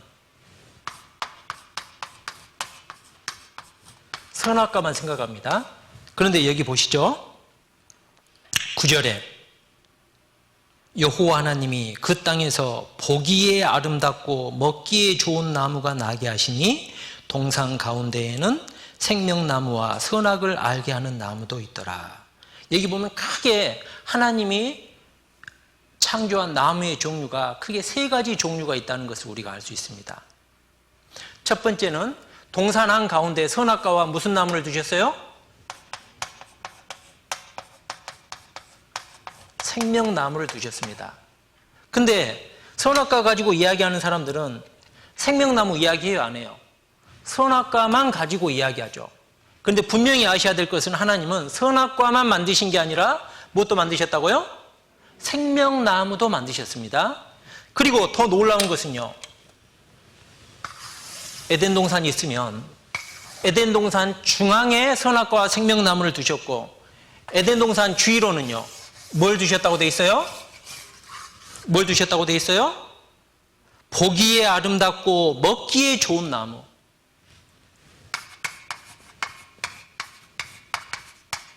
보기 아름답고 먹기 좋은 나무. 우리가 어떤 거 보면은 아름다운 꽃과 자연을 보면 힐링이 되잖아요. 그래서 하나님께서 아담과 하와 힐링하라고 특별히 보기에 아름다운 나무를 주셨어요. 뿐만 아니라 먹기 좋은 나무들도 주셨어요. 동산 주위에는 보기에 아름답고 먹기에 좋은 수많은 과실들과 나무들이 있고, 그리고 동산 한가운데 선악과와 생명나무가 있어요. 그리고 하나님께서 뭐라고 아담과 하와에게 이야기했냐면요, 16절, 여호와 하나님이 그 사람에게 명하여 가라사대 동산 각종 나무의 실과는 네가 뭐라고요? 임의로 먹되 선악을 알게 하는 나무의 실과는 먹지 말라. 내가 먹는 날에는 정령 죽으리라 하시니라. 그리고 하나님께서 뭐라고 말씀하셨어요? 야, 너 평생 선악과만 먹고 살아. 이렇게 이야기했습니까? 각종 나무의 실과는, 이 먹기 좋은 나무를 하나님이 또 뭐라고 설명하냐면 각종 나무 실과라고 이야기합니다. 각종 나무의 실과는 네가 임의로 먹되, 임의로 먹으란 말은 뭔 말이에요? 네 마음대로 먹되 뭔만 먹지 말라? 뭔만 먹지 말라? 선악과만 먹지 말라. 우리가 성경을 잘 봐야 됩니다. 그러면은 이 명령은 쉬웠을까요? 어려웠을까요? 여러분들이 상식적으로 생각했을 때. 아유, 과일 그 몇 종류 안 되는 거 매일 그것만 먹고 어떻게 살아? 라고 생각하실 분들이 있는데요. 여러분요, 지금 현재 우리 지구상에 현존하는 과일의 개수가 약 3,000개랍니다. 그 중에 몇 개 먹어보셨어요? 그 중에 몇 개나 알아요? 그런데 이때는 타락하기 전이었잖아요. 에덴 동산에는 3,000종류만 있었을까요? 더 많이 있었을까요? 하루에 한 개씩만 먹어도요, 다 못 먹어요. 몇 년 안에. 어마어마하게 하나님이 엄청난 걸 주신 거예요. 그리고 선악과만 먹지 말라는 거예요. 쉬워요, 어려워요? 만약에 하나님이 이렇게 3,000개도 넘는 수많은 과실들 만들어 놓고요, 너 이것만 보고 선악과만 먹어. 그러면요, 돌아버렸을 거예요. 그러지 않겠습니까? 그래서 여기에서 우리가 하나 알 수 있는 것은요, 하나님께서는요, 아담에게 쉬운 명령을 주신 거예요. 일단 하나님이 지키라고 한 것은 쉬웠다, 어려웠다? 쉬웠다. 아주 쉬웠다.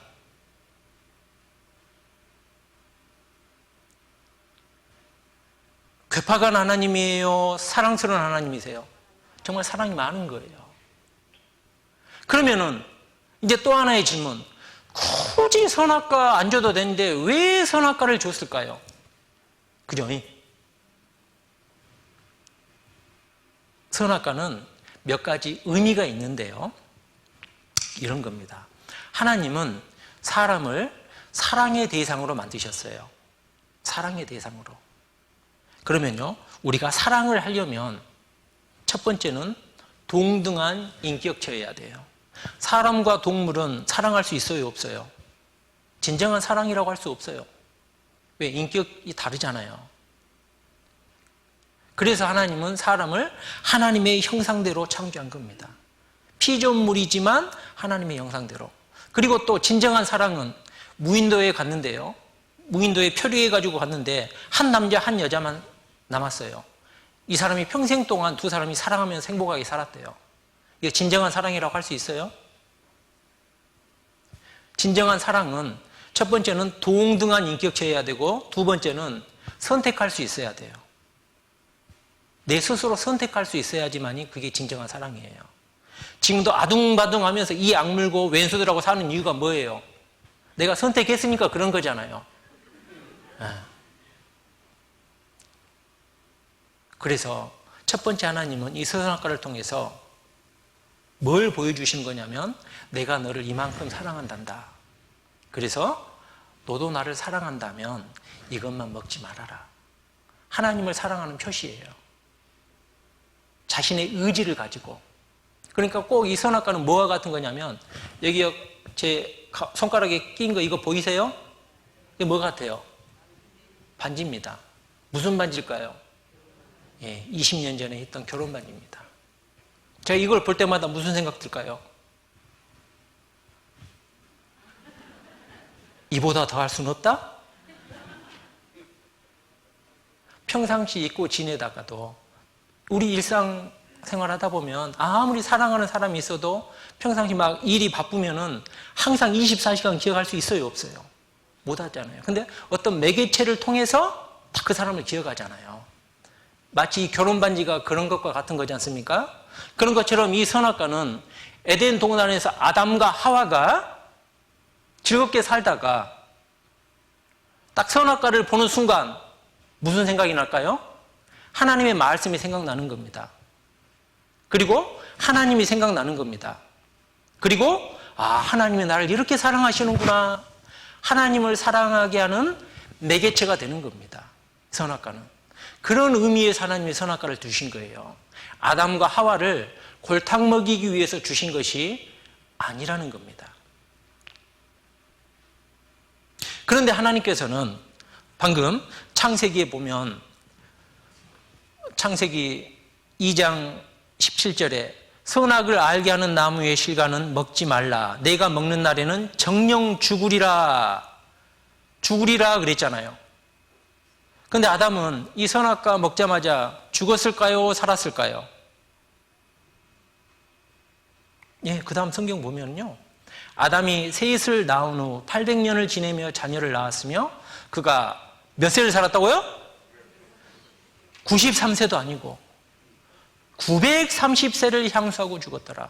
930년을 살았어요. 그럼 하나님은 먹는 날에는 정령 죽으리라 그랬는데 아담은 930세를 살았다니까요. 이상하잖아요. 예. 하나님께서 말씀하신 정령 죽으리라, 이것은 육신의 죽음을 이야기하는 게 아닙니다. 물론 아담은 결국은 죽었잖아요.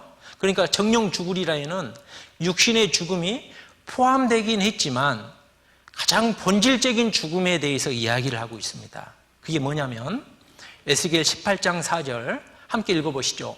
모든 영혼이 다 내게 속한지라 아비의 영혼이 내게 속한 같이 아들의 영혼도 내게 속하였나니 범죄하는 그 영혼이 죽으리라. 뭐가 죽는다고요? 영혼이 죽으리라. 예. 그날로 아담과 하와는 하나님과의 교제가 끊어졌습니다. 그리고 에덴 동산에서 쫓겨났습니다. 그리고 이제 그 육신이 서서히 늙어서 930년 뒤에 죽은 거예요. 즉 영혼이 죽으리라, 이 말은 하나님과의 관계가 끊어졌다는 겁니다. 그래서 우리는 다 아담의 후손들이기 때문에 태어나면서부터 어때요? 하나님과의 관계가 영혼이 죽은 상태로 태어나는 거예요. 하나님과의 관계가 끊어진 상태로 태어나는 겁니다. 이것을 영혼이 죽었다라고 이야기하는 거예요. 왜? 영혼이 죽은 이유가 뭐예요? 범죄, 죄 때문에 영혼이 죽은 거예요. 그래서 이제 우리 영혼이 하나님 앞에 살아나고 다시 하나님과의 교제가 회복되기 위해서는 뭐가 해결돼야 되는 거예요? 저와 여러분이 지금까지 지었던 그 죄가 해결돼야지만이 다시 하나님과의 교제가 연결이 되는 겁니다. 그리고 그 하나님과의 교제가 연결이 되었을 때 우리가 하나님이 예비해 놓으신 천국에서 영원히 살 수 있는 겁니다. 즉 아담의 범죄로 우리가 하나님을 떠난 거예요. 그래서 지금도 우리는 하나님을 떠나 있는 겁니다. 선악과는 이런 의미가 있습니다. 그래서 이 정도만 알고 계셔도요, 선악과에 대해서는 제법 정확하게 알고 계신 거라고 할 수 있습니다. 자, 에덴 동산 사실입니까? 거짓입니까? 사실입니다. 그리고 이제 또 창세기에 보면 노아의 홍수 사건이 기록이 되어 있습니다. 아담과 하와가 선악과를 따먹고 범죄함으로 에덴 동산에서 쫓겨났습니다. 그리고 자녀를 낳고 인류를 이루고 살았습니다. 그리고 이제 노아가 태어났을 때 이 세상에 사람들이 꽉 찼다고 되어 있습니다. 그런데 안타깝게도 많은 사람들이 한번 범죄하고 하나님을 떠났잖아요. 아담 때. 그 이후로 하나님을 떠난 인류는 하나님을 섬기고 하나님을 찾고 살아가는 게 아니라 계속 죄를 짓고 살아갔습니다. 세상에 죄악이 꽉 차가지고 하나님이 심판하지 않으면 안 될 상황까지 이르러 버린 거예요. 그래서 하나님이 노아 시대에 노아와 8 식구에게는요, 방주를 만들어서 하나님의 심판을 피하라고 경고를 하시고, 노아와 그 8 식구가 방주를 만들어서 그 방주에 타니까 온 세상을, 인류를 물로, 홍수로 한번 싹 쓸어버린, 심판해버린 사건이 성경에 기록되어 있는데, 이것을 노아 홍수 사건, 노아 방주라고 이야기를 합니다. 과연 이게 사실이었을까? 노아 홍수, 인류 최초의 심판 노아 홍수, 이게 사실이었을까? 성경 기록을 좀 살펴보겠습니다. 창세기 6장에 보면은요, 여호와께서 사람의 죄악이 세상의 관영함과 그 마음의 생각의 모든 계획이 항상 악할 뿐임을 보시고 땅 위에 사람 지으셨음을 한탄하사 마음에 근심하시고 가라사대 나의 창조한 사람을 내가 지면에서 쓸어버리되 사람으로부터 육축과 기는 것과 공중의 새까지 그리하리니 이는 내가 그것을 지었음을 한탄함이니라 하시니라. 6장 13절에 하나님이 노아에게 이르시되 모든 혈육 있는 자의 강포가 땅에 가득함으로 그 끝날이 내 앞에 이르렀으니 내가 그들을 땅과 함께 멸하리라. 너는 잣나무로 너를 위하여 방주를 짓되 그 안에 간들을 막고 역청으로 그 안팎에 칠하라. 하나님께서 이 세상을 심판하기 전에 이 노아라는 사람은 유일하게 그 속에서 하나님을 섬기면서 살았습니다. 그래서 노아에게 하나님이 나타나서 그 홍수를 피하기 위해서 큰 방주는요, 배입니다. 근데 지금 우리 배와 방주의 다른 점은 뭐냐면 키가 없어요. 그리고 상자처럼 만들었습니다. 그래서 하나님이 이 방주의 제도를 알려주십니다. 잣나무로 만들라고. 그래서 노아가 이 방주를 완성하자 하나님께서 이 땅에 홍수를 내렸는데 노아 600세 되던 해 2월 곧 그달 17일이라 그날에 큰 기쁨의 샘들이 터지며 하늘의 창들이 열려 40주야를 비가 땅에 쏟아졌더라. 노아 600세 되는 날 비가 며칠 내렸다고요? 40일 밤낮으로 비가 내렸답니다. 홍수가 땅에 40일을 있었는지라 물이 많아져 방주가 땅에서 떠올랐고 물이 더 많아져 땅의 창이라매 방주가 물 위에 떠다녔으며 물이 땅의 더욱 창이라매 천하의 높은 산이 다 덮였더니 물이 불어서 15규빗이 오름에 산들이 덮인지라. 땅 위에 움직이는 생물이 다 죽었으니 곧 새와 육축과 들짐승과 땅에 기는 모든 것과 모든 사람이라. 방주에 탔던 노아 가족 8 식구는 살고 방주에 타지 못했던 전 인류는 코로 숨쉬는 것은 물고기 빼고 짐승부터 사람까지 다 죽었다는 겁니다. 육지에 있어 코로 생물의 기식을 호흡하는 것은 다 죽었더라. 지면의 모든 생물을 쓸어버리시니 곧 사람과 짐승과 기는 것과 공중의 새까지라. 이들은 땅에서 쓸어버림을 당하였으되 홀로 노아와 그와 함께 방주에 있던 자만 남았더라. 그리고 이제 다 죽고 비가 그치고 방주가 둥둥 떠다니다가 물이 점점 감하니까 어느 날 방주가 땅의 한 곳에 머무르게 됐습니다. 거기서부터 다시 노아 8 식구로 말미암아 인류가 시작됐다고 성경 이야기하는데 그 방주가 머물렀던 곳이 창세기 8장 4절 7월 곧 그달 17일에 방주가 어디에 머물렀다고요? 아라랏산에 머물렀더라. 과연 이 노아 홍수 사건이 사실이냐는 겁니다. 이 노아 홍수 사건을 믿으려면 몇 가지 의문점이 풀려야 됩니다. 그중에 많은 사람들이 가장 많이 질문하는 것 중에 하나가 사람이 과연 900살 넘게 살 수 있냐는 겁니다. 아담이 930살을 살았다고 이야기하고 있고 노아가 600세 되던 해 홍수가 났다고 이야기하고 있습니다. 이게 사실이냐는 거예요. 창세기 1장 7절에 보면 하나님께서 이 세상을 창조하실 때는 지금과는 좀 달랐습니다. 하나님이 궁창을 만드사 궁창 아래의 물과 궁창 위의 물로 나뉘게 하심이 그대로 되니라. 하나님이 궁창을 하늘이라 칭하시니라. 하나님이 이 세상을 처음 창조하실 때는요, 궁창이 하늘이잖아요. 하늘 위에도 물층이 있었고 하늘 아래도 물이 있었다고 되어 있습니다. 하늘 아래 물은 지금 바다를 이야기하죠. 그리고 하늘 위에, 대기권 위에도 지금 물층이 있었다고 돼 있어요. 이렇게 지구 위를 홍수 전에 투명 수막으로 지구를 보호하고 있었다고, 하늘 위에 물층이 있었다고 돼 있습니다. 그리고 과학자들이 이야기합니다. 대기권이 투명 수막으로 지구를 보호하고 있었다. 적도, 극지방 모두 온화한 기온, 습도를 유지하고 있었고 해로운 방사선도 차단, 노홍수 때 파괴됐다. 지구 전체를 물로 싸고 있으니까요. 물은 어때요? 서서히 데펴졌다가 서서히 식잖아요. 끝과 끝의 온도가 같습니다. 그러니까 물층이 지구를 덮고 있었기 때문에 지금처럼 사계절의 변화가 없어요. 바람이 불지 않아요. 지구 전체가 온난한 기후였다는 겁니다. 그리고 태양으로부터 온 해로운 그런 방사선을 지금은 오존층이 막아주지만 그때는 오존층과 더불어서 물층이 한 겹 더 쌓고 있었기 때문에 사람의 노화가 훨씬 더 더디게 진행됐다는 겁니다. 궁창 위의 물이요. 이렇게 온실 효과를 만들어줬다는 겁니다.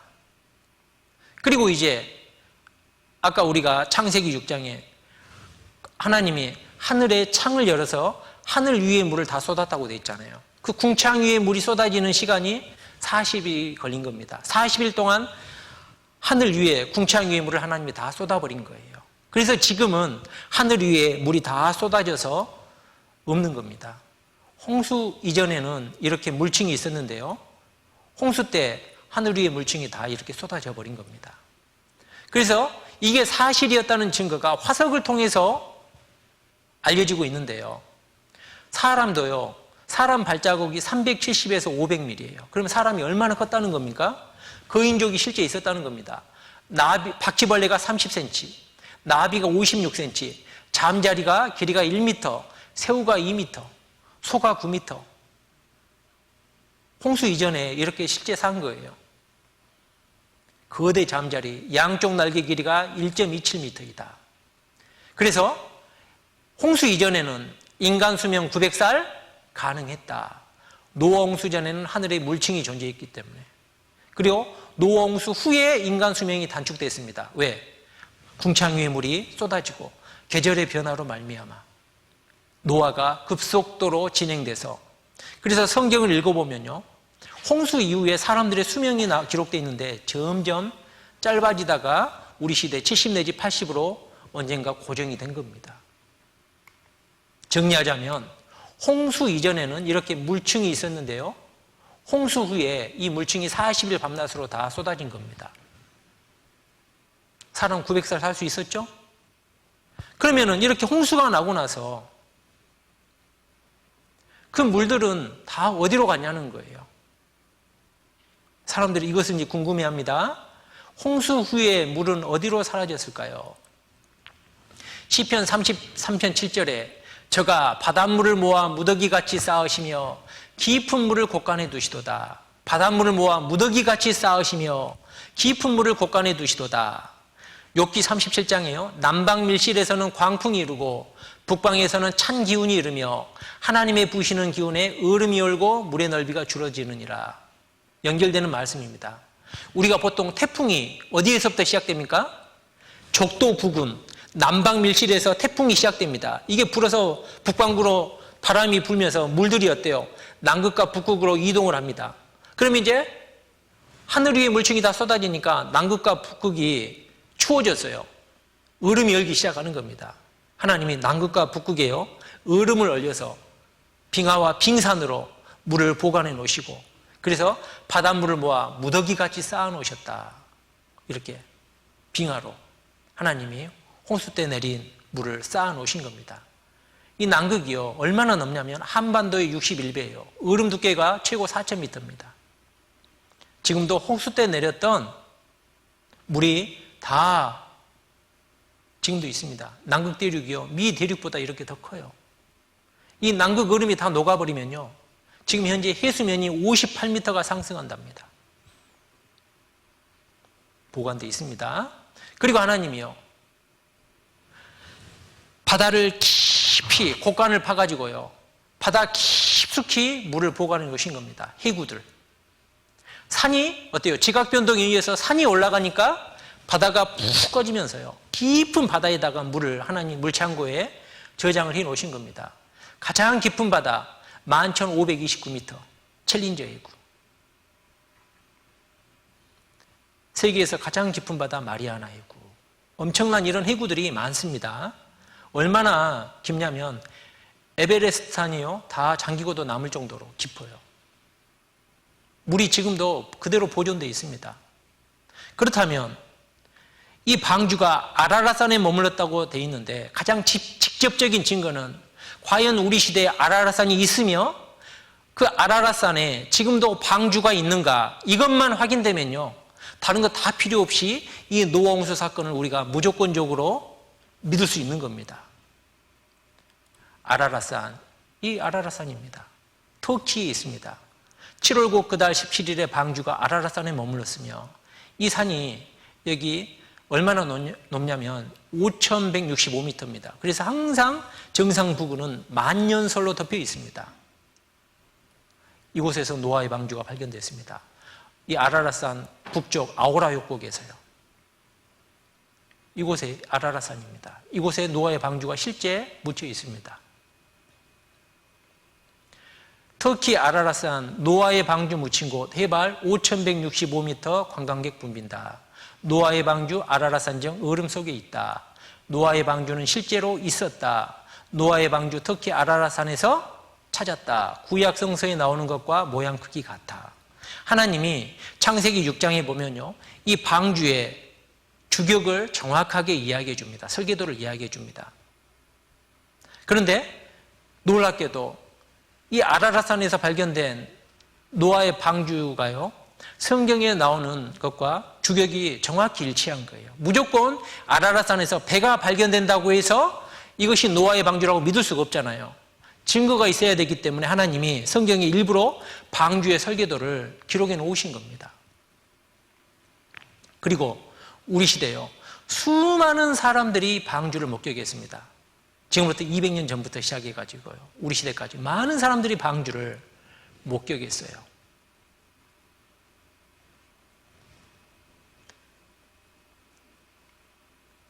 그리고 실제 우주비행사 제임스 어인이 방주를 항공기로 지나가다가 봐서요, 직접 보고 사진을 찍은 겁니다. 이게 방주 사진입니다. 그리고 1953년도에 프랑스의 실업가 페르난도 나바라라는 사람이요, 2차례에 걸쳐서 이 아라라산을 등반해서요, 실제 이 방주를 발견하고 방주 조각을 잘라서요, 기념 촬영을 하고 있는 장면입니다. 그리고 이 방주 조각을 가지고 와서요, 몇 개의 연구소에 보내서 연구를 해봤더니 실제 노아의 방주 조각이 틀림없다고, 이겁니다. 그때 1953년 나바라가 가지고 온 방주 조각입니다. 이름이 뭐라고요? 나바라! 줘보지 말고요, 나 좀 보고 믿어라. 그런데 이 나바라가 가지고 온 이 방주 조각이요, 특이한 것 중에 하나가 뭐냐면 나이테가 없어요. 나이테는 계절의 변화에 의해서 생기는 것이 나이테잖아요. 홍수 전에는 물층이 지구를 덮고 있었기 때문에 계절의 변화가 없었던 겁니다. 나이테가 없어요. 그리고 최근에요, 2000년도에 들어서요, 터키 아라라산에서 노아의 방주를 발견했습니다. 2010년도에 터키 탐사대가 가가지고요. 그리고 이것을 기자회견하고 있는 장면입니다. 7개의 공간에 직접 들어가서 방주의 잔해를, 유적들을 가지고 왔습니다. 노아의 방주는 사실입니다. 그렇다면 대홍수를 피하기 위한 노아의 방주도 있는 것일까? 있다면 어디에 있는 것일까? 노아의 방주가 있었다면 어디에 있었는지 추정할 수 있는 그 한 가지 단서는 바로 성경 속에 있다. 성경의 창세기 8장 4절에는 그리하여 7째 달 11의 날에 방주가 아라랏산 위에 내려앉았다라고 되어 있는데, 즉 노아의 방주가 아라랏산에 있다고 그 장소를 말하고 있는 것이다. 그런데 성경 속에 등장하는 아라랏산과 같은 지명의 산이 현재도 남아있다. 그곳은 바로 터키의 아라랏산이다.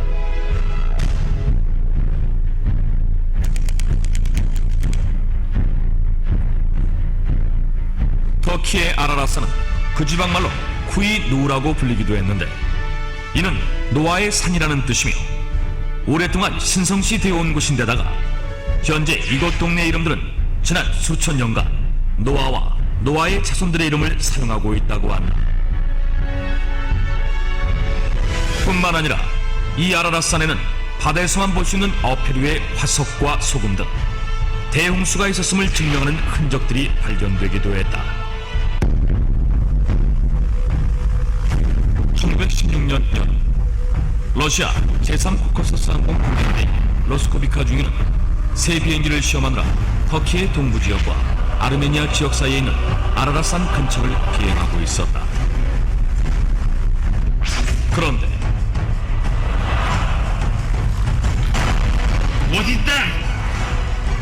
중위는 비행 도중 산 정상에 있는 호수에서 놀라운 것을 발견했다. 그것은 바로 거대한 배였다. 로스코비카 중위의 보고를 받은 러시아의 황제 니콜라이 2세는 탐험대를 보내 직접 확인하게 했는데 탐험대 역시 로스코비카 중위가 배를 발견했던 장소에서 빙하 속에 묻힌 거대한 배를 발견한다. 그 배는 120m가 넘는 길이었고 배 안에는 높이 5m 정도의 칸막이가 몇백 개나 있었다. 어떤 방은 아주 크고 천장이 높았으며 어떤 방은 바구니가 겹겹이 줄지어 있기도 했다. 탐험대원들은 흥분하지 않을 수 없었다. 이 배가 바로 노아의 방주라고 생각했기 때문이다. 그런데 놀라운 일이 벌어진다. 1955년 노아의 방주를 찾아 아라랏산을 찾아온 프랑스의 폭파 전문가인 페르낭 나바라와 그의 아들 라파엘이 산정상의 빙하 속에서 방주의 파편으로 여겨지는 나무 조각을 발견한 것이다. 그들의 발견 과정은 고스란히 실제 영상으로 남겨져 공개됐는데 이렇게 되자 그들이 발견한 것이 실제 노아의 방주 파편인지에 대한 여부에 관심이 모아졌다. 그리고 얼마 후 발견된 나무 조각의 생성년들을 분석했는데 놀랍게도 약 5,000년 전의 것으로 밝혀졌다. 이것은 노아의 방주가 만들어졌을 것으로 추정되는 시기와 일치하는 것이었다. 그 후 터키의 아라랏산은 세계적인 주목을 받는다. 수많은 탐사대원들이 아라랏산을 찾게 되었으며 2009년 10월 홍콩에 위치한 기독교 영화 제작사인 터키의 과학자들로 구성된 탐사대가 터키의 아라랏산 탐사를 시작하게 된다. Guys, look over there. 그들이 아라랏산 해발 4,000m 지점에서 발견한 것은 거대한 목재 구조물이었는데 눈과 화산재 아래에 묻혀 있었던 이 목재 구조물을 이란에서 탄소연대 측정을 한 결과 기원전 2800년의 것으로 확인됐다. 탐사팀은 이 측정 결과를 근거로 이 목재 구조물이 노아의 방주로 추정된다고 공식 발표하기에 이뤘다. 노홍수 사건 사실입니까? 거짓입니까? 사실입니다.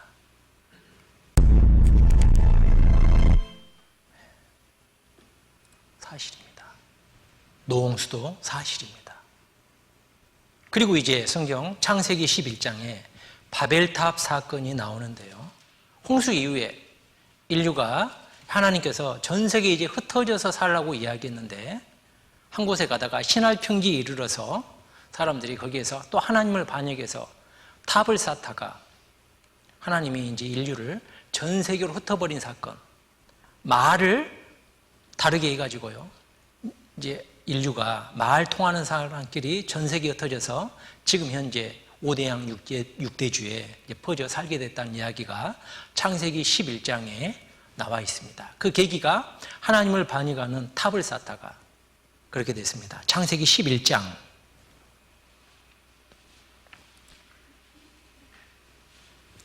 1절입니다. 온 땅에 구음이 하나이요 언어가 하나이었더라. 예, 당신 어때요? 이제 노아 가족들로부터 다시 인류가 시작됐기 때문에 당연히 말이 하나고 언어가 하나였습니다. 이에 그들이 동방으로 옮기다가 신할 평지를 만나 거기 거하고 서로 말하되 자 벽돌을 만들어 견고히 굽자 하고 이에 벽돌로 돌을 대신하여 역청으로 진흙을 대신하고 또 말하되 자 성과 대를 쌓아 대꼭대기를 하늘에 닿게 하여 우리 이름을 내고 온 지면에 흩어짐을 면하자 하였더니 여호와께서 인생들에 쌓는 성과 대를 보시려고 강림하셨더라. 6절 여호와께서 가라사대 이 무리가 한 족속이요 언어도 하나이므로 이같이 시작하였으니 이후로는 그 경영하는 일을 금지할 수 없으리로다.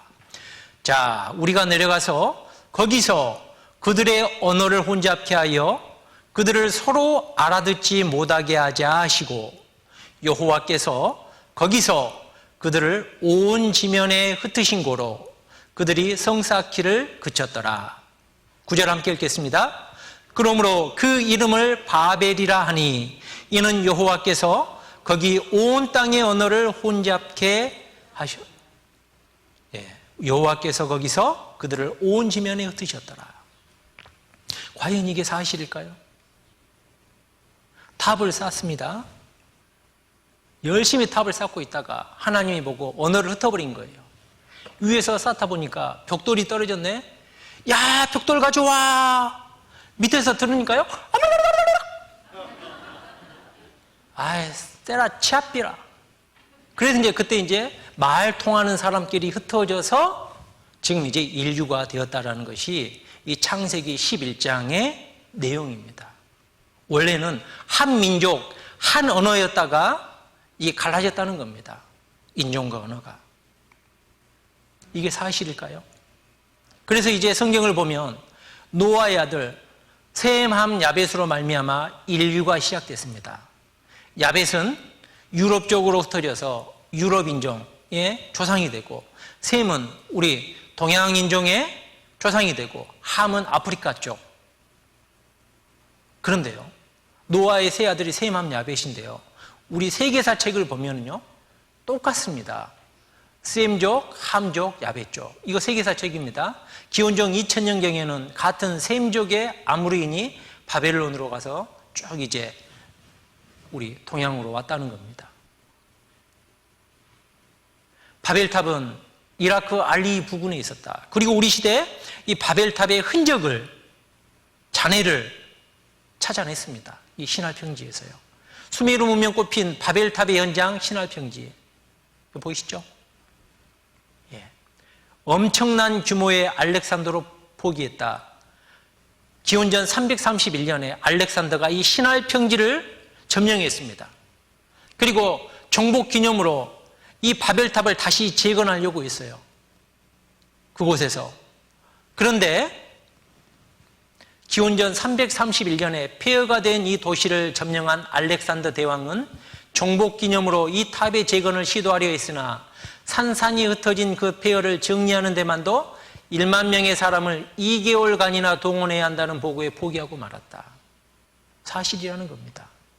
그리고 인류는 세계로 확산되는 과정에서 조금씩 변화되어 나갔다. 그래서요, 언어학자들이 조사해 보니까요, 인류 언어의 뿌리는 하나라는 겁니다. 한국어와 중국어는 한 뿌리고 우리말과 영어도 뿌리가 같고 인류 언어의 뿌리는 하나다. 성경과 역사가 정확하게 일치하고 있습니다. 바벨탑 사건도 사실이었습니다. 그리고 이제 그 이후에 성경에 소돔과 고모라 사건이 나옵니다. 이 소돔과 고모라는요, 아주 죄가 가득 찬 도시였습니다. 성적으로 너무너무 타락한 도시였습니다. 하나님이 이 도시를 하늘에서 불과 유황이 내려가지고 멸망시켰다고 되어 있거든요. 성서의 세계에 기적의 무대는 정말로 존재하였다. 성서 속 기록 정확성 높다. 성경 기록 사실에 가깝다.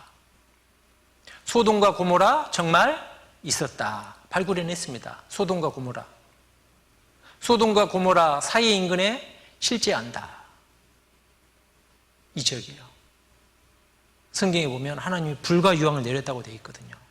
그 잔해를 발견해냈는데요, 이게 이제 소돔과 고모라 성을 발굴하고 있는 그 사진을 찍은 겁니다. 이 지역입니다. 근데 여기 보면은 여기 하얗게 재같이 있는 게 이게 불탄 흔적입니다. 이게 불탄 흔적이에요. 유황으로. 이곳이. 그리고 이곳에 가까이 가서 보면요. 지금도 유황이 박혀 있습니다. 이게 엄청난 열에 의해서 이렇게 변화가 돼버린 거예요. 여기 보시죠. 예. 그리고 이제 여기 가면요. 이 유황들이요. 유황이 지금도 이렇게 박혀 있습니다. 하나님이 하늘에서 불과 유황을 내렸다고 되어 있거든요. 지금도 이 유황 잔해들이요. 이곳에 박혀 있습니다. 이걸 채취해가지고 조사를 해봤습니다. 이겁니다. 예. 곳곳에 있어요. 조사를 해보니까요. 이게요. 순도가 98%입니다. 순수한 유황이에요. 성경이 사실이라는 게 우리 시대에 발견이 된 겁니다. 이게 사실이면 하나님 계실까요? 안 계실까요? 우리가 잘 생각해 보셔야 됩니다. 그런데요, 여기에서 우리 하나 생각해 보셔야 될 것이요. 자, 모세는 이 창세기 성경이 기록하기 전에 이 에덴 동산의 역사는요, 모세가 태어나기 2500년 전에 있었던 일입니다. 이 노아는요, 이 노홍수 사건은 이 모세가 태어나기 1500년 전에 살았던 사람이고, 노아 홍수는 모세가 태어나기 1000년 전에 있었던 일입니다. 그리고 더 놀라운 것은 모세는요, 이 카이로, 여기가 이집트 지역입니다. 여기에서 태어나서 평생 이 지역에서 살다가 죽었습니다. 모세가 태어나서 살았던 지역과 방금 읽었던 이 창세기의 배경이 되는 지역은요, 약 직선거리로 1500km 이상이 떨어져 있습니다. 비행기 타고 가도 5시간을 더 가야 되는 거리예요. 잘 생각해 보십시오. 모세는 자기가 한 번도 가보지 않는 지역에서, 그것도 자기가 태어나기도 전에 2500년 전, 1500년 전, 1000년 전에 일어난 사건을 우리가 방금 성경을 통해서 봤듯이요, 정확하게 사람 이름과 지명 이름까지 정확하게 기록하면서 사건들을요, 아주 디테일하게 기록을 하고 있어요. 이게 무엇을 생각하게 하는 걸까요? 모세가 자기의 생각을 기록했다면 이렇게 쓸 수 있었을까요? 하나님의 계시가 아니고는 불가능한 겁니다. 여러분요, 우리 시대에는 이제 과학이 발달하고 문명이 발달해서 해외여행도 많이 다니잖아요. 그런데 역사학자들이 조사를 해보니까요, 불과 100년 전만 하더라도 대다수의 사람들은 자기가 태어난 곳에서 반경 30km 이상을 벗어나지 않고 살다가 죽었답니다. 그러니까요, 먼 지역을 여행하는 것은요, 특별한 사람들이 하는 거예요.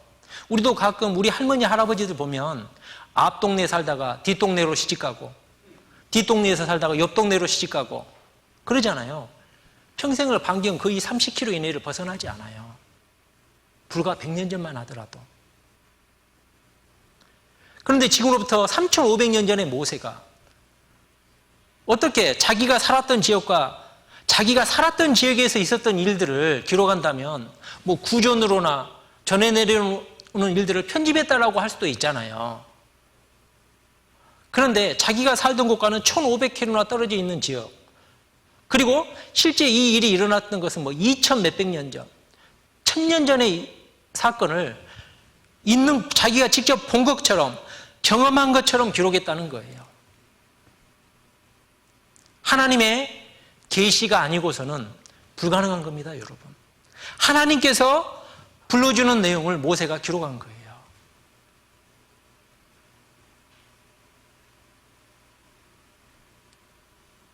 그리고 제가 특별히 이 창세기 1장부터 11장의 내용을 자세히 설명을 드렸습니다.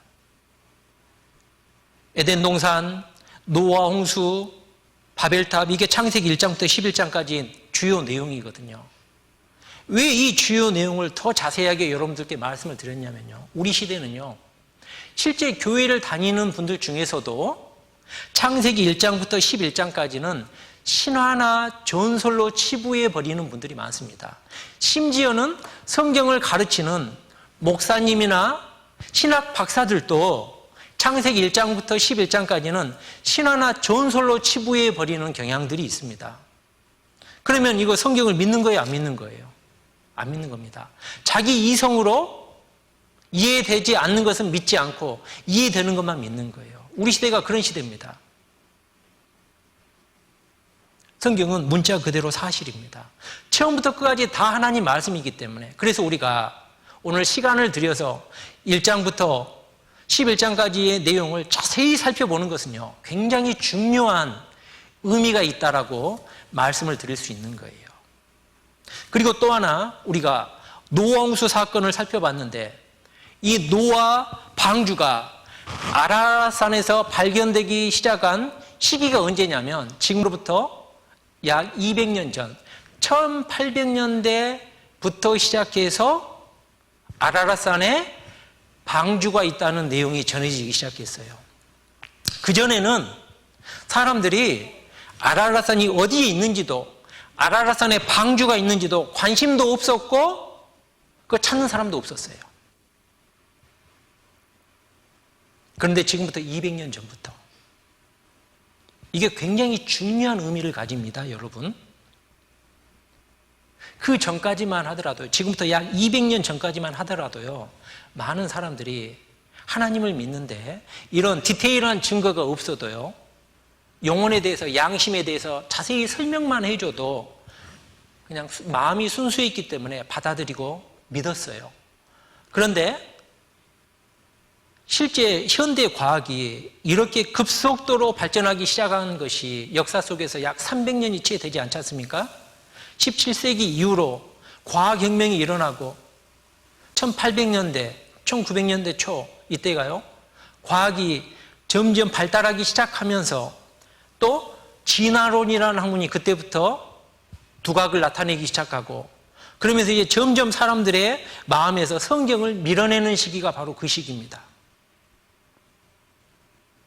본격적으로 사람들이 대놓고 성경을 부정하던 시기가 그 시기예요. 그때까지 하나님은 천연 냉장고 속에 방주를 얼려놓으셨다고요. 사람들이 이제 아주 조잡한 지식을 가지고 하나님 있네 없네 따지기 시작하니까 살짝 열어가지고요, 하나님이 보여주시는 거예요. 방주를. 이래도 없어? 정말 놀랍지 않습니까? 우리 시대에 발견된 겁니다, 이런 내용들이. 그래서 우리가 확실한 증거를 통해서 우리 믿음이 더욱더 확실해지는 겁니다. 그래서 증거가 중요한 거예요. 증거를 통해서 우리가 하나님을 믿는 겁니다. 그래서요, 정리를 한번 해보시죠. 이 성경은 증거를 통해서 믿는다고 말씀드렸습니다. 증언과 성취함을, 역사를 통해서 우리가 하나님이 살아계시다는 것을 알 수 있다고 말씀을 드렸습니다. 그래서 우리가 오늘 짧지만 에덴 동산, 노아홍수, 바벨탑, 소돔과 고모라에 대해서 배웠습니다. 에덴 동산 증거가 있습니까, 없습니까? 노아 홍수는요? 바벨탑은요? 소돔과 고모라는요? 그러면 성경 사실입니까, 거짓입니까? 사실입니다. 성경이 사실이면 하나님도 살아계십니다. 그러죠? 이렇게 믿는 겁니다. 자, 눈에 보이지 않는 하나님께서 하나님을 증거하기 위해서 우리에게 주신 것이 뭡니까? 성경입니다.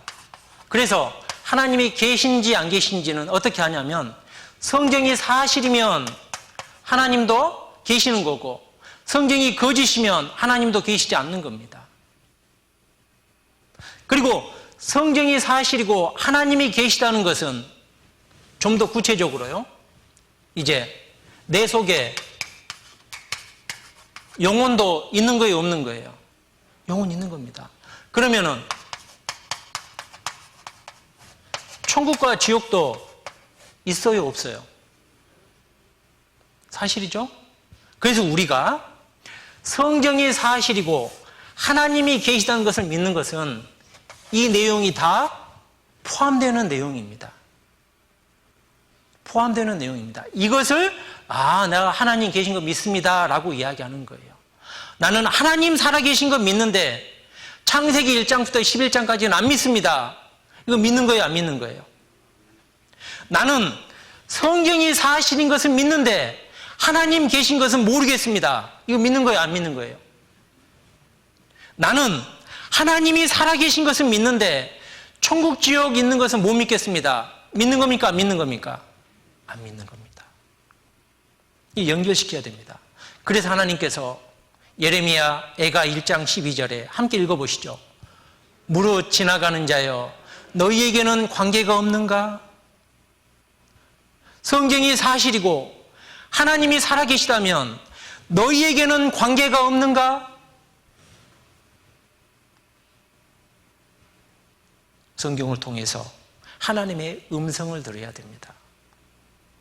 하나님께서 지금 저와 여러분들 개개인에게 말씀하고 계시는 거예요. 그래서 자꾸 우리가 이 생각을 해야 돼요. 하나님이 살아계신다면 그것이 나와 무슨 관계가 있는지 이걸 생각하면서 말씀을 들으셔야지만이 이 말씀이 이해가 잘 됩니다. 이게 잘 믿어집니다. 오늘도 한 3시까지 하려고 준비했는데요. 너무 잘 들으시니까 여기까지만 하겠습니다. 이제 오늘은 하나님께서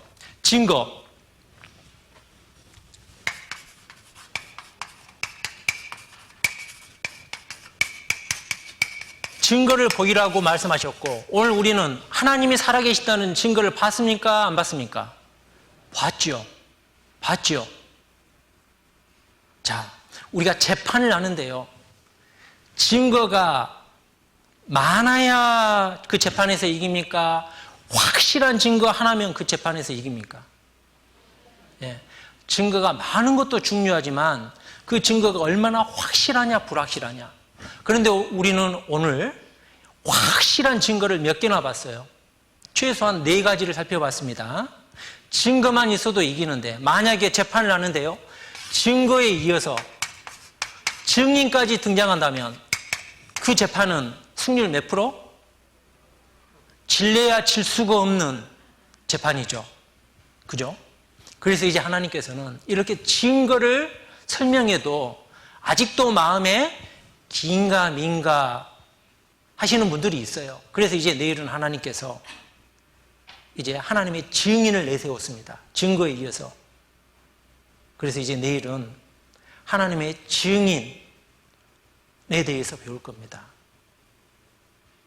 자, 이 말은 내일 오시라는 거예요? 오지 말라는 거예요? 네, 제가 극소심 A형이어서요. 차마 직접적으로 오라는 말씀 못 드리고 이렇게 권유합니다. 기도드리겠습니다.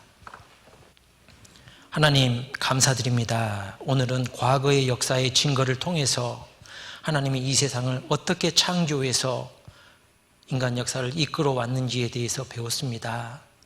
우리 모두 마음을 열고 이 말씀을 잘 듣고 하나님 살아계심이 온전히 믿어질 수 있도록 역사해 주시옵소서. 돌아가는 발걸음도 지켜주시고 내일 이곳에 올 때까지 사단 마귀의 유혹 가운데 이겨내고 함께 말씀 끝까지 배울 수 있도록 은혜 베풀어 주시옵소서. 예수님의 이름으로 기도드렸습니다. 아멘.